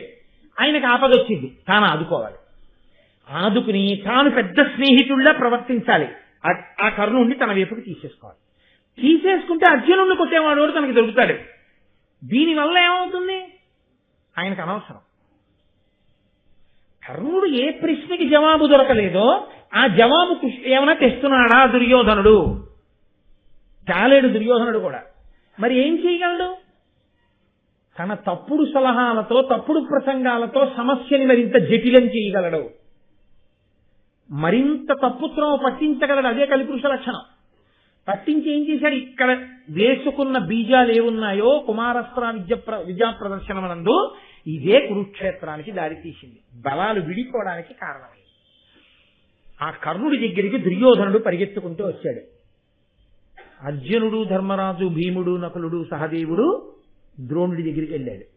భీముడు, ద్రోణుడు, కృపాచార్యుడు పాండవుల దగ్గరికి వెళ్ళారు. 100 తమ్ముళ్లతో కూడినటువంటి దుర్యోధనుడు, శకుని కర్ణుడి దగ్గరికి వెళ్ళారు.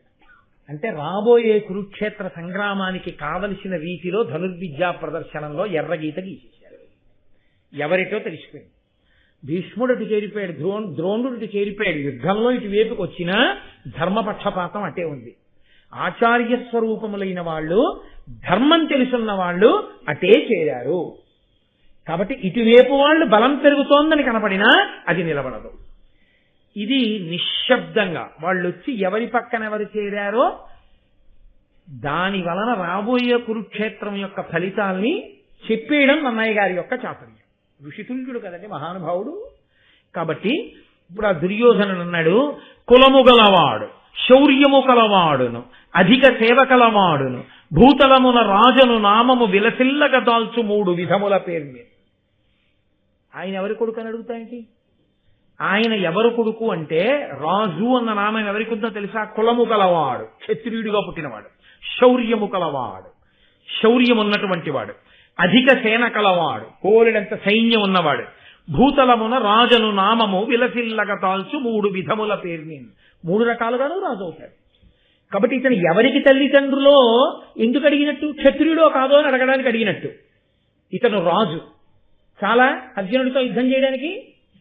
అంటే ఇప్పుడు అతనికి కావలసింది ఏమిటంటే, నేను ఇలా చేయడం వల్ల ఈ ఇద్దరి మధ్య యుద్ధం, ద్వంద్వ యుద్ధం పెరిగిపోయి ఏదైనా జరిగితే, కర్ణుడు చచ్చిపోయాడు అనుకోండి, అక్కడికి వస్తాడనుకున్నవాడు పోయాడు. అర్జునుడు పోతే అమ్మ బాబోయ్, ఇంక అసలు దుర్యోధనాన్ని పట్టుకోగలమండి, అయిపోయిందంటే మహాభారతం. మన వాళ్ళు మాట అంటూ ఉంటారు చూడండి, ఓ దారం ముక్క విసురుదాం పర్వతానికి, వస్తే పర్వతం, పోతే దారం ముక్క. ఏంటి వెనకటికి ఓ తెలివైన వాడు స్నేహితుడిని పిలిచి, రే నీకు ఆకలేస్తుందా అని. అవును నాకు ఆకలేస్తుంది. నాకు ఆకలేస్తుంది, నువ్వు పని చెయ్యి, నువ్వు ఒక్క పావుషేరు వేయించిన శనగపప్పు పట్టరా, నేను ఒక పావుషేరు ఊక పట్టుకొస్తాను. ఊకెందుకురా అన్నాడు వాడు. అంటే ఈ ఊక నువ్వు తెచ్చిన శనగపప్పు కలుపుకుని సగం సగం పంచుకుని ఊదుకు తిన్నావు అన్నాడు. ఈయనన్నాడు, నువ్వు ఊక తేవడం ఎందుకు, కలిపి పంచుకోవడం ఎందుకు అన్నాడు. ఉత్తి వేయించిన శనగపప్పు తీసుకుని ఇలా నోట్లో పోసుకుంటే బాగుండదురా, అందంగా ఉండదు. అది చేతిలో పోసుకుని ఉప్పు అని ఊదుకు తింటే బాగుంటుంది. నువ్వు శనగపప్పు అట్లా, నేను ఊకట్టుకొస్తాను. ఊక ఎక్కడైనా దొరుకుతుంది, పట్టుకెళ్ళి ఓ చారెడు ఎట్టుకొస్తాడు, ఈయన శనగపప్పు పట్టు రావాలట, కలుపు ఊదుకు తింటాడు. ఎంత తిరిగి చేస్తారు చూడండి. అలా ఏదో ఒకటి. ఆయన రాజు, అందుకని ఆయన రాజుని చేసి అర్జునుడి మీద వదిలేస్తే అనుకోండి కర్ణుడు పోతాడు. గెలిచాడనుకోండి, అర్జునుడు చచ్చిపోయాడు అనుకోండి ద్వంద్వ యుద్ధంలో, ఇంకంతకన్నా కావాల్సిందే ఉంది. ఇది నిజంగా ఏదో పెద్ద సిద్ధాంతం కోసమో ఏదో ధర్మం కోసమో దుర్యోధనుడు మాట్లాడుతున్న మాటలా, తన పబ్బం గడుపుకోవడానికి మాట్లాడుతున్న మాటలా? తన పబ్బం గడుపుకోవడానికి మాట్లాడే మాటలు మూర్ఖత్వంతో ఎంత దూరమైనా వెళ్ళిపోతాయి. దానికి హద్దా ఆప, ఎవరి గురించి ఏది మాట్లాడకూడదో అవన్నీ మాట్లాడేస్తాడంతే. అటువంటి ప్రసంగాలు చేసేవాడు. వాడికి ఏమన్నా నిష్ఠ, ఒక పరిమిత, ఒక ధర్మమా, ఒక బూడిద ఏముందని, వాడికి దేని మీద విశ్వాసం ఉందని. ప్రసంగానికి ఆలంబనమే విశ్వాస రాహిత్యము. కాబట్టి ఏదైనా మాట్లాడచ్చు. నువ్వు ఒక విశ్వాసం మనకు పట్టుబడ్డావనుకో, ఒక పరిధిలో మాట్లాడాలి. అసలు అన్ని పరిధిలో చీల్చుకున్నావు అనుకో, ఏదైనా మాట్లాడచ్చు. ఇంకా అభ్యంతరం ఏంది? వినేవాడు ఎవరైనా ఉంటే వాడి కర్మ అంతే. నువ్వు పాడైపోయావు, వాడికి వచ్చిన నష్టమేముండదు. అదొక ధూర్తతనం, అదే కలిపురుష లక్షణం. కర్తవ్యం, బాధ్యత తెలియని ప్రసంగాలు చేయడం. కాబట్టి ఇప్పుడు ఆయన అన్నాడు వచ్చి, కర్ణుడు సిగ్గుతో నిలబడి ఉంటే, రాజవరుడైన పార్థుతో రాజుగాని ఈతడని చేయగా తగడేని వీనిని ఎల్లవారలు చూడంగా ఈక్షణంబ రాజు చేసదనే అంగరాజ్యమిచ్చి. అర్జునుడితో యుద్ధం చేయడానికి రాజైతే తప్ప పనికిరాడంటారా? ఇప్పుడే నేను అంగరాజ్యాన్ని ఇతనికి ఇచ్చేసి ఇతన్ని పట్టాభిషేకం చేసి రాజుని చేసేస్తాను. ఎందుకు చేయకూడదు యుద్ధం అర్జునుడితో? కాబట్టి నేను ఇప్పుడే అంగరాజ్యానికి పట్టాభిషిక్తుడిని చేస్తున్నానన్నాడు. మంచి పని చేసే ముందు, అటువంటి పట్టాభిషేకం జరిగే ముందు కొంత క్రతువు జరగాలి. కాబట్టి బ్రాహ్మణుల్ని పిలిచాడు, 1000 గోవులు దానం చేసేశాడు. తమ్ముళ్ళని వెళ్లి నీళ్లు పట్టరమ్మన్నాడు. భీష్ముడి దగ్గరికి, ధృతరాష్ట్రుడి దగ్గరికి వెళ్లి అడిగాడు. ధృతరాష్ట్రుడు మాట్లాడేది ఏముంటుంది? ఇంకా కళ్ళ ముందు కొట్టుకుంటారు రా అని వ్యాస భగవానుడు చెప్పనే చెప్పాడు. ఆ జలకలశ తెప్పించాడు, అభిషేకం చేసేశాడు, సింహాసనం ఒకటి వేసేశాడు, దాని మీద కూర్చోబెట్టేశాడు, దుర్యోధనుడికి రాజ్యం ఇచ్చేశానన్నాడు. దేనికి ఇచ్చేస్తున్నావు రాజ్యం? అతని పరిపాలనా యోగ్యత ఏమిటో, అతని గుణగణములు ఏమిటో, అతను ఎలా పరిపాలిస్తాడో, అతని స్వభావం ఏమిటో ఏమైనా తెలుసుకున్నావా? ఏమకపోతే అంగరాజ్య ప్రజలు పోతారు. ఇతను సరైన రాజు కాడనుకోండి, దుర్యోధనుడికి ఏమిటి? అంగరాజ్య ప్రజలు పోతారు. అతనికి కావలసింది కర్ణుడు రాజ్యం చేయడం కాదు. అతనికి కావలసింది ఇప్పుడు కర్ణుడు అర్జునుడి మీద కలియబడ్డాం. ఇది కలిపురుష లక్షణం. రెచ్చగొట్టడం, స్వభావంగా ప్రసంగాలు చేయడం, అధర్మం వైపుకి. కాబట్టి తప్ప ధర్మ ప్రబోధం కోసం ప్రసంగం కాదు. కాబట్టి ఇప్పుడు ఏమైందంటే, నేను ఇతనికి అభిషేకం చేస్తున్నానన్నాడు, పట్టాభిషేకం చేసేశాడంతే. అంటే పిల్లలు అస్త్ర విద్యా ప్రదర్శనం చేస్తారు అన్నది ప్రకటన. అక్కడ జరిగిందేంటి? ఎవడో ముక్కు మొహం తెలియని వాడికి పట్టాభిషేకం. ఇప్పుడు అకస్మాత్తుగా అంగరాజ్యానికి కర్ణుడు రాజైపోయాడు. కర్ణుడు రాజైపోగానే ఆ దుర్యోధన కర్ణుల మధ్య దీనికి సదృశముగా మరి ఏనేమి యొనర్తు నీకు ఇష్టం మనినన్ మానుగా నాతో చెలిమి మహీనుతముగా చేయుమిది ఇష్టము నాకు. ఆ కర్ణుడు అతను ధర్మం అన్న చట్రంలోకి ఇమడలేదు. ఆ అడిగిన ప్రశ్న, తను ప్రవేశించిన తీరు, తను విద్యా ప్రదర్శనం చేయడానికి ఎందుకున్న మార్గము, కృపాచార్యుడు వంటి పెద్దవారు ఎందుకు వచ్చి జోక్యం చేసుకున్నారో అతను ఆలోచించలేదు. నన్ను వీళ్ళు ప్రశ్న వేశారు, నన్ను వీళ్ళు ఆపారు, నన్ను వచ్చి దుర్యోధనుడు ఆదుకున్నాడు. ఉత్తర క్షణం యోగ్యతాయోగ్యతలు కూడా చూడకుండా వాళ్ళు యోగ్యత అడిగారు, ఈయన నా యోగ్యతాయోగ్యతలు చూడకుండా నన్ను యోగ్యుణ్ణి చేయడానికి రాజ్యమే ఇచ్చాడు. కాబట్టి నీకు నేనేమి ఇవ్వనని అడిగాడు. నువ్వు నాతో స్నేహం చేయి చాలన్నాడు దుర్యోధనుడు. నా ఊపిరున్నంత కాలం నీతోనే చెలినన్నాడు కర్ణుడు. అలా చెలిని చెయ్యొచ్చా? అటువైపు గుణాలు ఉన్నాయో లేవో తెలియకుండా నీ బలాన్ని నువ్వు అలా ఇచ్చేయిచ్చా? అది ఒకవేళ అధర్మమైనా, దుష్టుడైనా, దుర్మార్గుడైనా ఎప్పుడో నిన్ను ఎవరో ఏదో అడిగితే వచ్చి ఆదుకున్నాడని వెంటనే నువ్వు అతని పక్షాన చేరిపోయి ధర్మ వ్యతిరేకంగా ఇన్నాళ్ళు పాఠం నేర్పిన ద్రోణుడికి, కృపుడికి, భీష్ముడికి ఎదురుటి నిలబడతావా నువ్వు? అది ఎంత ఎంత టెంపరితనంతో కూడిన ఆలోచన! ఇంత టెంపరితనం ఉన్నటువంటి వాడి దగ్గర అస్త్ర విద్యా నైపుణ్యం ఎలా ఉండనిస్తాడు ఈశ్వరుడు? అందుకే నరవర నీచే నాచే వరమడిగిన కర్ణు చేత వాసవి చేతం ధరచేత శల్యుచేతను అరయంగా కర్ణుడికి ఆర్గురి చేతం. తానేది పొందాడో దాన్ని ఈశ్వరుడు శాపరూపాల్లో తీయించేశాడు. ఎందుకంటే నిలబడితే ధర్మం పోతుంది కాబట్టి ఇప్పుడు వాళ్ళిద్దరూ స్నేహం చేసుకున్నారు. ఎప్పుడైతే స్నేహం చేసుకోవడం, దుర్యోధనుడు కౌగిలించుకోవడం, కర్ణుడి తల మీద కిరీటం పెట్టడం చూశాడో సూతుడు, అంటే కర్ణుడిని పెంచుతున్నటువంటి తండ్రి, అక్కడ వరకు ఎంత మాత్రము దోషం పట్టవలసిన అవసరం లేదు. తండ్రి అన్నవాడికి సంతోషం ఉండదండి.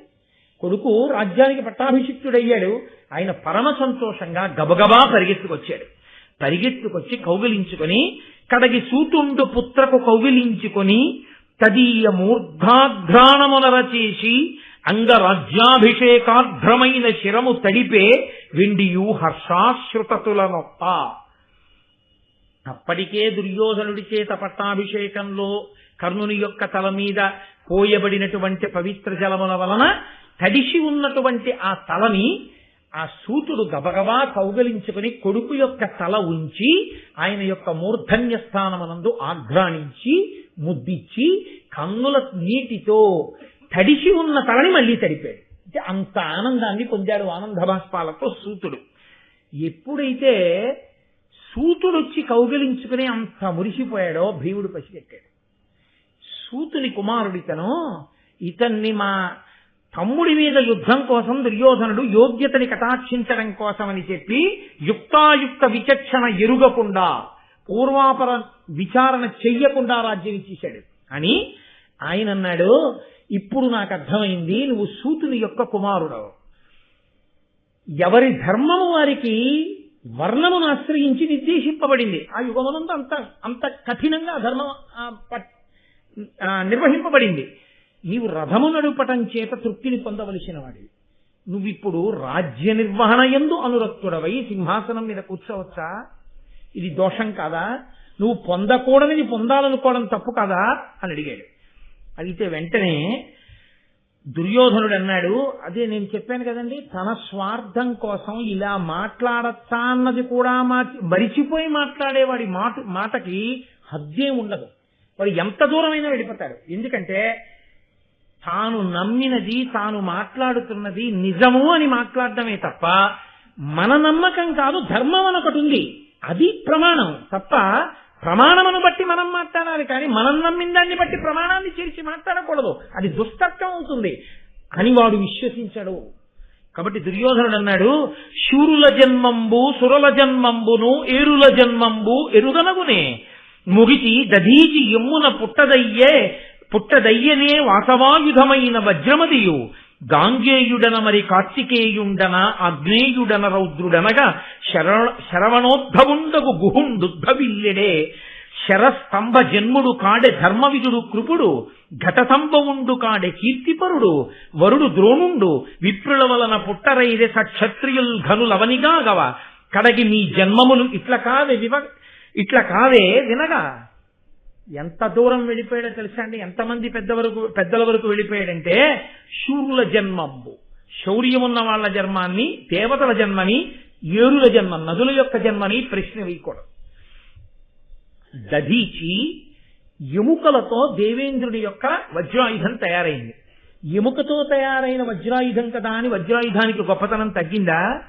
లేకపోతే ఈ భీష్మాచార్యుడు ఎలా పుట్టాడు? ఈ భీష్ముడు శంతన మహారాజు గారికి గంగకి కలిపి పుట్టలేదా? లేకపోతే కార్తికేయుడు ఎలా పెట్టాడు? సుబ్రహ్మణ్యుడు పరమశివుడి యొక్క వీర్యం స్ఖలనమైతే అది అగ్నిహోత్రము చేత భరింపబడితే, గంగలో విడవబడితే, శరవణ పదంలో విడవబడితే సుబ్రహ్మణ్యుడు పుట్టలేదా? అంటే ఇవన్నీ ఎంతంత ధార్మికములో తెలియనివాడా దుర్యోధనుడు? తెలియనివాడు కాడు. కర్ణుడి పట్ల మాట్లాడినట్టుగా మాట్లాడి, ఇది లోకంలో ఎప్పటికీ ఉంటుంది, తన ప్రయోజనం నెరవేర్చుకోవడం కోసం అవతలవాడు ఎంత తప్పుడు పని చేశాడని తనకి తెలుసున్నా తాను మాత్రం వెనకేసుకొచ్చి మాట్లాడుతుండడం. అలాంటి పాండిత్యాలు కలునిలోని శారదయువోలే అన్నారు పోతన గారు. పనికి మాలిన పాండిత్యాలు, దుర్మార్గుడైన వాడికి అబ్బిన పాండిత్యం అది. ఏ ఋషి దాన్ని రచించాడో ఆ ఋషి హృదయంలో చూసి పలికిన పలుకులే ఉన్నాయో అవి పవిత్రమైన పలుకులు. కాబట్టి అర్థం లేని రీతిలో పెద్దల యొక్క జన్మలన్నీ ప్రశ్న చేస్తున్నాడు. అలా పుట్టలేదా సుబ్రహ్మణ్యుడు? అంతవరకు ఎందుకయ్యా? రెల్లు పొదలలో పుట్టలేదా ఈ కృపాచార్యుడు? కలశలోంచి పుట్టలేదా ద్రోణాచార్యుడు? ఇంకా అంతవరకు ఎందుకయ్యా? పరశురాముడి చేతిలో క్షత్రియులందరూ మరణిస్తే బ్రాహ్మణుల వలన క్షత్రియులు పుట్టలేదా? మళ్ళీ క్షత్రియ వంశాలు పుట్టలేదా? అంతవరకు ఎందుకు? మీరు పుట్టలేదా దేవతల యొక్క వరంతో? కాబట్టి కులమని అడుగుతావే, క్షత్రియుడా అని అడుగుతావే, తల్లిదండ్రులు ఎవరని అడుగుతావే? ఇదిగో ఇచ్చేసా రాజ్యం, చెయ్యి యుద్ధం అన్నాడు. ఇప్పుడు చిత్రం ఏంటంటే ఇంతమంది పెద్దలని అధిక్షేపించి మాట్లాడుతుంటే వాళ్ళ జన్మల వెనక ఉన్నటువంటి మర్మమేమో, ఎంత ధర్మమో, ఎందుకు పుట్టారో, కలిపురుషుని యొక్క లక్షణం అంటే ఎంత ఉద్ధతితో ఉంటుందో ప్రసంగం వినడానికి, అది ఎంత సొంపుగా ఉన్నట్టుంటుందో. నిజమే కదా అని ఆది పర్వం మొదటి నుంచి వినకపోతే ఈ ఒక్క పద్యం చాలు పాడు చేసేదండి కదండి. దుర్యోధన వాక్యం ఎందుకు నిజం కాదు అన్నట్లు అనిపిస్తుంది ముందు నుంచి వినకపోతే, ముందు నుంచి చదవకపోతే. ఎంత ప్రమాదకరంగా తీసుకొచ్చాడో చూడండి సన్నివేశాన్ని. ఇప్పుడు ఇంతమంది పెద్దలు పనికి మాలిన వాళ్ళు, తనొక్కడు చేసిందే చాలా పనికొచ్చేటటువంటి పని. ఇందులో ఎక్కడైనా ధర్మం అన్న చట్టంలోకి మడుతుందా? మీరు అడిగిన కొద్దీ రెచ్చిపోవడం అంటారే, అలా రెచ్చిపోతాడు. దీనికి పరిష్కారం ఈశ్వరుడు ఎక్కడ చెప్పాడో తెలుసా అండి? సూర్యాస్తమయం అయిపోయింది. సూర్యాస్తమయం అయ్యాక యుద్ధం చేయకూడదు. ఈశ్వరుడు తెరవించాడు. ఇంకింతకన్నా వీడి నోట అటువంటి ప్రసంగం చేయించకూడదు. ఇంతమంది పెద్దల యొక్క జన్మ అధిక్షేపింపబడకూడదు. వీడు కలి అంశలో పుట్టినవాడు కాబట్టి వీడి కోరిక తీరకూడదు. ఇప్పుడు నేను అంగరాజ్య పట్టాభిషేకం చేశానని యుద్ధం మొదలవకూడదు. కాబట్టి ఈ అంగరాజు యొక్క నమ్మకంతో వీడు కురుక్షేత్రానికి వెళ్ళాలి. ఈలోగా వీడు ఇంకా పాపులందరినీ చేరతీయాలి. వీడిని బాగా చేరదీయడానికి సమయం ఇస్తే వీడు పాపులందరినీ వీడు ఆకర్షిస్తాడు, పుణ్యాత్ములందరినీ ధర్మరాజు ఆకర్షిస్తాడు. ఇద్దరు వెళ్ళి కురుక్షేత్రంలో నించుంటారు. ఇప్పుడు ఎందుకు? ఇక్కడి నుంచి కురుక్షేత్రం వరకు వాయిదా. కురుక్షేత్రంలో నిలబడ్డ తర్వాత ఇక మళ్ళీ ఆకర్షించడానికి పాపులు మిగలకుండా దుర్యోధనుడు లాగేస్తాడు. అప్పుడు కృష్ణ పరమాత్మ నిలబడతారు ఇటువైపు. నిలబడి ఒక్కండును ఎవ్వడూ మిగలకుండా తీసేస్తాడు. కాబట్టి ఆకర్షించడానికి సమయం ఇవ్వాలి కదూ, తెరదించేశాడు. అదృష్టం ఏమిటంటే చీకటి పడ్డాక మాత్రం యుద్ధం ఎందుకు చేయకూడదు అనలేదు. అంటే ఆ సమయానికి వాడి సంపర్కనం అక్కడతో ఆగిపోయేటట్టు చేసిన వాడు కూడా ఈశ్వరుడే అని అనుకోవాల్సి ఉంటుంది ఆయన యొక్క వ్యూహరచన చేత. అంటే సూర్యాస్తమయం అయిపోయింది. ఆ కర్ణుణ్ణి తీసుకుని పరమ సంతోషంగా దుర్యోధనుడు వెళ్ళిపోయాడు. అర్జునుడు, నకులుడు, సహదేవుడు, ధర్మరాజు, భీముడు వీళ్ళు ఆ సభలో ఎన్నో ఆశ్చర్యకరమైన సంఘటనలు జరిగిపోయాయి. అసలు అక్కడికి వచ్చింది ఎందుకు? పిల్లలు ఎవరెంత నేర్చుకున్నారో చెప్పడం కోసం. అక్కడ జరిగింది ఏమిటి? ఎన్ని జరిగిపోయాయో. అందుకే కురుక్షేత్ర యుద్ధానికి బీజాలన్నీ ఎక్కడున్నాయంటే ఆది కదండి ఆ పర్వం. ఆ పర్వంలో కుమారాస్త్ర విద్యా ప్రదర్శనమునందే ఇన్ని రహస్యాలు బయటకు వచ్చాయి. ఇంత గొప్ప వ్యూహము నడిచింది. ఇప్పుడు ఆయన వెళ్ళిపోయాడు. ఎవరెవరు ధర్మం వైపు నిలబడతారో వాళ్ళందరూ కలిసి ఇంటికి వెళ్ళిపోయారు. ఎవరెవరు డాబు దర్పంతో నిలబడి అధర్మం వేపుకుంటారో వాళ్ళు దుర్యోధనుడితో కలిసి వెళ్ళిపోయారు. 1000 దివిటీలు వెలిగించుకుని 1000 దివిటీల కాంతిలో దుర్యోధనుడు కర్ణుడిని తీసుకుని వెళ్ళిపోయాడు. మామూలుగా వచ్చిన మార్గంలో రథం ఎక్కి భీష్ముడు, ద్రోణుడు, కృపుడు, పాండవులు కలిసి వాళ్ళ ఇంటికి వెళ్ళిపోయారు. కుంతి అంత సహజ కుండల కవచాభిరాము కర్ణు చూచి రవి సమాను ప్రత్యభిజ్ఞ నిరిగి ప్రథమ పుత్ర స్నేహ మెరుక పడగయుండ ఇంటియుండే. కుంతీదేవి ఆ పుట్టిన కొడుకుని మందసంలో పెట్టి వదిలేశాను, ఏమైపోయాడో అనుకున్నాను. ఇక్కడ పెరిగి పెద్దవాడయ్యాడనమాట, సూతపుత్రుడిగా ఉన్నాడనమాట. కర్ణుడన్న పేరుతో నా 6వ కొడుకు, పెద్ద కొడుకు యథార్థానికి ఇక్కడే ఉన్నాడని తాను గుర్తెరిగి ఇతరులు గుర్తెరగడానికి వీలు లేకుండా వెళ్ళిపోయింది. దాని మర్మమేమో నేను మీతో ఇందాకనే మనవి చేశాను, మళ్ళీ నేను మీతో చెప్పక్కర్లేదు. దుర్యోధనుడు ఇంటికి వెళ్ళి పడుకున్నట్టు.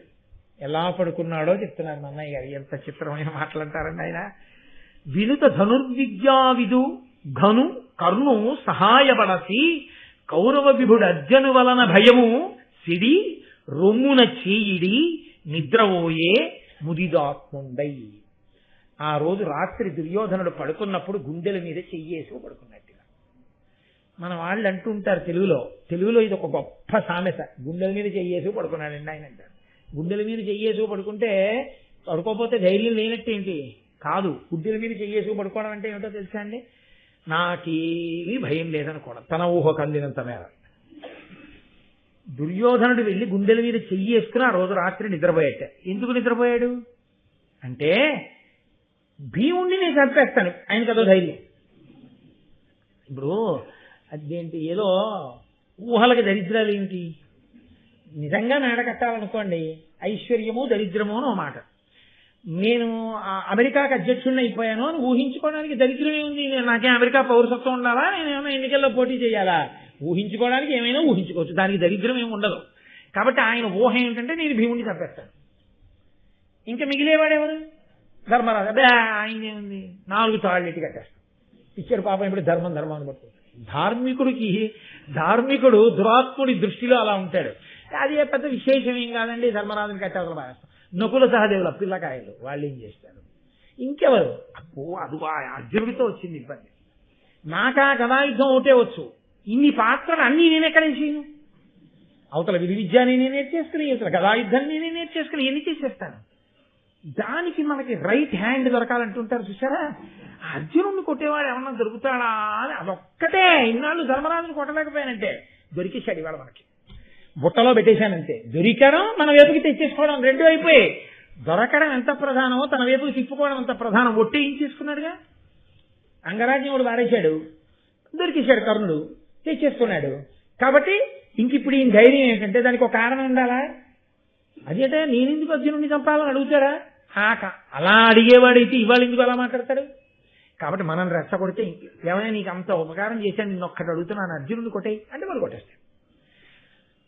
అది కర్ణుడు వెళ్తాడు, అర్జునుడిని కొట్టేస్తాడు. నేను వెళ్తాను, భీముడిని కొట్టేస్తాను. ధర్మరాజుని దుశ్శాసనుడు కట్టేస్తాడు. నకుల సహదేవుల్ని మిగిలిన వాళ్ళు తొక్కేస్తారు. రాజ్యం నేను ఇచ్చేసుకుంటాను. ఇంకేంటి అయిపోయింది. అందుకని గుండెల మీద చేసుకుని నిద్ర. అంత అమాయకంగా ఉంటాయి అజ్ఞానపుట ఆలోచనలు. ఈశ్వరుడు అన్నవాడొకడున్నాడు రా, ధర్మం అన్న మాట ఒకటి ఉందిరా, అది ఎక్కడ ప్రకాశిస్తుందో అది బలం తప్ప మనం గుండెల మీద చేసి వేసేసుకుని మనం చేసేసిన ఊహల బలాలు కావు. ఇది తెలియకపోవడమే కలిపురుష లక్షణం. కాబట్టి గుండెల మీద చేసుకుని నిద్రపోయాడు. ఆ తర్వాత కొడలు తడువుకుంటూ పడిపోతాడు కురుక్షేత్రం. కాబట్టి మరునాడు తెల్లవారి మళ్ళీ శిష్యులుగా వెళ్ళేటప్పుడు మాత్రం ఒకళ్ళనొకళ్ళ రోషంతో చూసుకున్న ద్రోణాచార్యుల వారి దగ్గర చాలా బుద్ధిగా మళ్ళీ బాసం పెట్టలేసి కూర్చుంటారు. అందుకని అందరూ వెళ్ళారు, కూర్చున్నారు. ఆయన అన్నారు, ఇక వీళ్ళకి ఎలాగో కొట్టుకునే కాలం వచ్చేసింది. ఎందుకంటే ఇంకా అన్ని నేర్చేసుకున్నారు. ఇక నేర్చేసుకున్నవి ఇప్పుడు దీపావళి సామాన్ తెచ్చుకున్న వాళ్ళు చూడండి, పిల్లలు పెద్దవాళ్ళు ఎండబెడతారు. ఎండబెట్టి రే దీపావళి అమావాస్య నాడు రాత్రి కాలుద్దాం అంటే వీడు నాన్నగారండి ఒక్క మతాలు, నాన్నగారండి ఒక్క మతాలు, నాన్నగారండి ఒక్క ఫోన్లే దాని మీద కాల్ చేయకు, ఆ పెరట్లో కాల్చండి తండ్రి, ఒక్క నేల టపాకాయ. అసలు దీపావళి అమావాస్య రోజు రాత్రి వచ్చే లోపల వీడి సగం కాల్చేస్తాడు. అలా ఇప్పటికి సగం కాల్చేశారు అస్త్ర విద్యా ప్రదర్శనలో. ఇంకా తర్వాత ఊరుకుంటారా? ఈ కక్షలో కార్పణ్యాలు పెరిగేవే కానీ తరిగేవి కావు. కాబట్టి ఒరే మీకందరికీ అన్నీ ఇచ్చేశానని నాకు బాగా అర్థమైపోయింది. నాకు కావలసింది మీరేమిస్తారా? గురువు గారికి కట్నం ఇవ్వాలిగా, గురుదక్షిణ ఇవ్వాలిగా, గురుదక్షిణ ఇస్తారా అని అడిగాడు ద్రోణుడు అందరినీ కూర్చోబెట్టి. ఇచ్చేస్తాం, ఏం కావాలి? ఎవరి యొక్క యుద్ధంలో ఎంత శక్తి నిజంగా ఉందో బయట పెట్టేస్తున్నారు. మరునాడు తెల్లవారుగానే గుండెల మీద చెయ్యేసుకు పడుకున్న వాడికి మరునాటి రాత్రికే తెలిసిపోయింది ఎవడంత గొప్పవాడు. కానీ ఆ బుద్ధి తలకెక్కితే కదా దుర్యోధనుడికి. ఇలా గుండెల మీద చెయ్యేసుకు పడుకున్నాడు, మర్నాడు వచ్చాడు, ఏం కావాలి? ఆయన అన్నాడు, నేను మీకు ముందే చెప్పాను కదా, నన్ను అవమానించాడు ద్రుపదుడు. ఎప్పుడు మళ్ళీ మర్చిపోకూడదు. ద్రోణాచార్యుల వారు చిన్నతనంలో ఉన్నప్పుడు ఆ భరద్వాజుని యొక్క ఆశ్రమంలో చదువుకునే రోజుల్లో వృషభుని యొక్క కుమారుడైనటువంటి ఆ ద్రుపదుడు కూడా కలిసి చదువుకున్నాడు. నేను రాజైన తర్వాత నువ్వు రావయా, నీకు సహాయం చేస్తానన్నాడు. కృతి వలన తనకి అశ్వత్థామ పుట్టినప్పుడు పిల్లాడికి పాలు లేవని ఏడికి స్నేహితుడు కదా అని విడితే దరిద్ర బ్రాహ్మణుడికి రాజుకి స్నేహమా అని బయటికి గెంటేశాడు. వస్తుంటేనే హస్తినాపురం నూతిలో బంతి పడిపోయి ఆడుకుంటూ ఆ బంతిని పైకి తీయలేక బాధపడుతున్నటువంటి ఆ పాండు కుమారులు కౌరవులు ఎదురకుండా బాణములను ఒకదాని వెనక ఒకటి వేసి బంతి పైకి తీస్తే పిల్లలు తెల్లబోతే భీష్మాచార్యులు వారు వస్తే గురుపీఠం మీద కూర్చోమంటే కూర్చుని పిల్లలకు పాఠం నేర్పాడు. అప్పుడు అడిగాడు, అదిగో నన్ను అవమానించినటువంటి ద్రుపదుణ్ణి కట్టి పట్టి తేవాలి, తేగలరా అన్నాడు. అదెంత పెద్ద పనండి, మీరు ఇన్ని నేర్పిన తర్వాత రండి అందరం వెళ్ళి పట్టుకొచ్చేద్దాం అని ద్రోణాచార్యుల వారిని మీరు రండి. అదో విచిత్రం. అంటే ద్రోణాచార్యుల వారు నిన్నను ఒకళ్ళ మీద ఒకళ్ళు కలిగిపడ్డారు కదా. ఇవాళ తన పని కోసం వెళ్ళేటప్పుడు అసలు అర్జునుణ్ణి కొట్టడం కాదు, భీముణ్ణి కొట్టడం కాదు, ద్రుపదుణ్ణి కొట్టడంలో ఎవరు నిజంగా సఫలీకృతులు అవుతారో తెలుసుకుంటే ఎవరు బుద్ధి తెచ్చుకోవాలో వాళ్ళకి అర్థం అవుతుందేమో అనుకున్నాడేమో మహానుభావుడు. రెండు తన ప్రతిని నెరవేరాలి పదంటారు. ముందెవరు వెళ్ళిపోయారో తెలుసా అండి? కౌరవులు వెళ్ళిపోయారు. దుర్యోధనుడిని వెంట పెట్టుకుని వెళ్ళిపోయారు. అంటే వాళ్ళ ఉద్దేశం ఏంటంటే గబుక్కుని పాండవులు వెళ్ళిపోతారేమో, వెళ్ళిపోతే అది పెద్ద ద్రుపదుడిని కొట్టడం ఏమిటండి, అది పెద్ద విశేషమే. వాళ్ళ ఉద్దేశంలో వస్తుందంటే నా ఉద్దేశం కాదు. ద్రుపదుడిని పెద్ద కష్టం ఏంటి, అమాంతం వెళ్ళడం, 4 లెంపకాయలు కొట్టేయడం, ఆ తాడేసి 2 చేతులు కట్టేయడం, ఈడికి గురువు గారి ముందు ఇదిగో తీసుకొచ్చాం అని చెప్పేయడం. చెప్పేస్తే మనం గురుదక్షిణ ఇచ్చిన వాళ్ళం అవుతాం. అసలు ఒకవేళ కానీ పాండవులు ఎడితే అలా తెచ్చేస్తారని ఆయనకి తెలుసు, కానీ అలా ఒప్పుకోలేడు. వాళ్ళకన్నా ముందు మనం తెచ్చేయాలి. అందులో ముందు వెళ్ళిపోయాడు. ముందు వెళ్ళిపోయి ఆ ద్రుపదుడి మీద యుద్ధానికి వెళ్ళాడు. ద్రుపదుడు అమాయకుడా, ఆయనకి తెలుసు వీళ్ళు వస్తున్నారని. ఆయన కూడా యుద్ధానికి సిద్ధపడ్డాడు. వీళ్ళందరూ బయలుదేరాడు. బయలుదేరి ముందు కౌరవులు ద్రుపదుడితో యుద్ధానికి వెడితే అర్జునుడు అన్నాడు ద్రోణాచార్యుల వారితోటి, ఆయన ద్రోణుడి పక్కన ఉన్నాడు, ఉండి గురువు గారిని కాపాడుకుంటూ గురువు గారి వెంట వెడుతున్నాడు. గురువు గారు ఆజ్ఞాపించిన తరువాత వెడతారు వాళ్ళు ఆయన అనుమతితో. అంతేకాని ఇలా రెచ్చిపోవడం, ఇలా వెళ్ళిపోయి మీద పడిపోవడం, ఇలాంటి పిచ్చి ఊహలు వాళ్ళకు ఉండవు. వాళ్ళ ధర్మమే వాళ్ళని కాపాడింది. ఎక్కడ ధర్మం ఉందో అక్కడ విజయం. కాబట్టి అర్జునుడు అన్నాడు, అతగులచే ద్రుపదుడనవహితుడై పట్టువడ అంత హీనుడే, శౌర్యోన్నతుడు అధిక ధనుర్విద్యాన్వితుడు భవత్సకుడనంగా వినరకో వాణిన్. అయ్యా ద్రోణాచార్య, గురువు గారు, ఈ కౌరవులు అంత తొందరగా పరిగెత్తుకుంటూ వెళ్ళిపోతున్నారే, ద్రుపదుడిని తెచ్చేస్తామని, ఆయన ఏమన్నా అంత హీనుడా? ఇలా వెళ్ళి ఇలా చేతులకి తాళ్ళేసి కట్టి తెచ్చేస్తే వచ్చేస్తాడా? శౌర్యోన్నతుడు అధిక ధనుర్విద్యాన్వితుడు భవత్సకుడు. ఎంత గౌరవమో చూడండి. ఎంత కాదన్నా గురువుగారు మీతో కలిసి పాఠాలు నేర్చుకున్నాడు, మీ స్నేహితుడు, మీ తండ్రి గారు భరద్వాజుల దగ్గర నేర్చుకున్నాడు. అంత సామాన్యులేం కాదు, గొప్ప అస్త్ర విద్యాని నైపుణ్యం కలిగినటువంటి వాడు. అటువంటి వాణ్ణి అంత తేలిగ్గా కట్టి తెస్తారండి వీళ్ళు. అలా ఎలా వెళ్ళిపోయారు? ఆయన నవ్వు నవ్వి ఊరుకున్నాడు. చూడండి రా జరగబోయే విషయాన్ని. వెళ్ళాడు. ద్రుపద మహారాజు గారు చూశాడు, ఏమిటి వీళ్ళ ఉద్ధత ఏమిటి, వీళ్ళేమిటి. ఆ ద్రుపద మహారాజు గారు ధనస్సు పట్టుకుని బాణములను వేస్తుంటే వీళ్ళ 100 అన్నదమ్ములు కలిపి 1,00,000 బాణాలు ఎత్తి ఆయన ఒక్కడే 1,00,000 బాణాలని కప్పెట్టేశాడు ఆకాశంలో. కప్పెట్టి ఆయన బాణప్రయోగం చేస్తుంటే రాక్షసుల మీద యుద్ధం చేస్తున్న కుమారస్వామిలా, ఆ వీరంలో ఉపమానంలో చమత్కారం చూడండి, వీళ్ళు రాక్షసులు అంటే వీళ్ళు రాక్షసుల మీద యుద్ధం చేస్తున్న కుమారస్వామిలా ఒక ద్రుపదుడు అనేక రథాల మీద కూర్చుని అనేక మంది ద్రుపదుల్లా వీళ్ళకి కనబడ్డాడు. ఆయన అంత వేగంగా బాణాలు విడిచిపెట్టాడు. వీళ్ళు చూసి ఆ బాణాలకి ఎదురు నిలబడి యుద్ధం చేయలేక భయపడిపోయి నానా దిక్కులకు పారిపోయారు. పారిపోయిన తర్వాత ఆ ద్రుపదుని యొక్క తమ్ముడు అర్జునుడితో యుద్ధం చేసి ఓడిపోయాడు. ఓడిపోయిన తర్వాత ద్రోణాచార్యుల వారితో అర్జునుడు అన్నాడు, మహానుభావ, ఇప్పటి వరకు మీ రథానికి మేము కాపుగా ఉన్నాం, వెళ్ళి ఆ ద్రుపదుణ్ణి కట్టి పట్టి బంధించి తీసుకొచ్చి మీ ముందు నించో పెడతాను, కాబట్టి నేను వెడతానన్నాడు. వెంటనే భీముడు తన గదాదండాన్ని చేత్తో పట్టుకుని కనపడిన ఏనుగుల యొక్క కుంభస్థలాలన్నీ బద్దలైపోయేటట్టుగా కొట్టేస్తున్నాడు. ఇన్ని ఏనుగులు కుంభస్థలాలు బద్దలై నెత్తురోడి తొండములనెత్తి ఘీంకారం చేస్తూ అదుపు తప్పి యుద్ధభూమి అంతా చల్లాచదలై పరిగెడుతుంటే, గుర్రాలు పీనుగు పెంటలై కింద పడిపోతుంటే, నెత్తురోడి సైనిక సమూహములు మరణిస్తుంటే, అర్జునుడు ద్రుపదుడితో యుద్ధం చేస్తుండగా ద్రుపదుడు అర్జునుడి యొక్క యుద్ధాన్ని చూసి ఆశ్చర్యపోయి ఒక బాణంతో అర్జునుడి యొక్క విల్లు విరిచే ప్రయత్నం చేశాడు. పరమాస్త్రైక విశారదుల్ బలయుతుల్ పంచాల కౌంతేయులుండరులు మార్కుని వేయునప్పుడు తదీయోగ్రాజిరంగంబు దుస్తర నీరంధ్ర నిశాత సాయక తమస్సంఛన్నమైనం పరస్పర యుద్ధంబులు తక్కి యోధులు నిశాభ్రాంతాత్ములై రచ్చటన్. ఇద్దరూ అస్త్ర విద్యా నిపుణులే. ఆ పాంచాల రాజ్యాన్ని పరిపాలించేటటువంటి ద్రుపదుడు, పాండుతనయుడైనటువంటి అర్జునుడు ఒకరి మీద ఒకరు అస్త్రాలు ప్రయోగించుకుంటూ, ఈయనేమో పిల్లవాడు, ఆయనేమో మంచి వయస్సులో ఉన్నటువంటి వాడు, పెద్దవాడైన వాడు. ఇంత చిన్న పిల్లవాడు, ఇతని పౌరుషం, ఇతని పరాక్రమం, ఇతని అస్త్ర విద్య చూసి ఆయన తెల్లపోతున్నాడు. పరమాస్త్రైక విశారదుల్ బలయుతుల్ పాంచాల కౌంతేయులుండరులు మార్కుని యోయునప్పుడు తదీయోగ్రాజిరంగంబు దుస్తర నీరంధ్ర నిశాత సాయక తమస్సంఛన్నమైనం పరస్పర యుద్ధంబులు తక్కి యోధులు నిశాభ్రాంతాత్ములై రచ్చటం. మిగిలినటువంటి యుద్ధ వీరులందరూ యుద్ధం మానేసి ద్రుపద అర్జునుల యొక్క యుద్ధాన్ని అంత ఆశ్చర్యంగా చూస్తున్నారు. ఒక బాణంతో అర్జునుడి యొక్క ధనస్సు విరిగిపోయేటట్టుగా కొట్టాడు ద్రుపదుడు. వెంటనే తన ఉన్న రథం నుంచి కత్తి తీసి కత్తి పట్టుకుని ద్రుపద మహారాజు కూర్చున్నటువంటి రథం మీదకి దూకి ఆయన్ని యుద్ధంలో ఓడించి కంఠం మీద కత్తి పెట్టాడు. ఎక్కడ కదిలితే తమ రాజు యొక్క కంఠం నరకబడుతుందోనని కాకావికలైపోయి ద్రుపదుని సైన్యం అంతా చల్లాచెదరైపోయింది. వెంటనే భీమసేనుడు అర్జునుడు కలిసి ఆ ద్రుపదుడి కాళ్ళు చేతులు కట్టేసి రథచక్రానికి ద్రుపదుణ్ణి కట్టి తీసుకొచ్చి ద్రోణాచార్యుల వారి ముందు నిల్చోబెట్టారు. గురువు గారు, ఇదిగో మీరు అడిగినటువంటి గురుదక్షిణ సమర్పించాం. మీరు ఏ ద్రుపదుణ్ణి కట్టి పట్టి తీసుకురమ్మన్నారో అటువంటి వాణ్ణి పట్టి తెచ్చాం.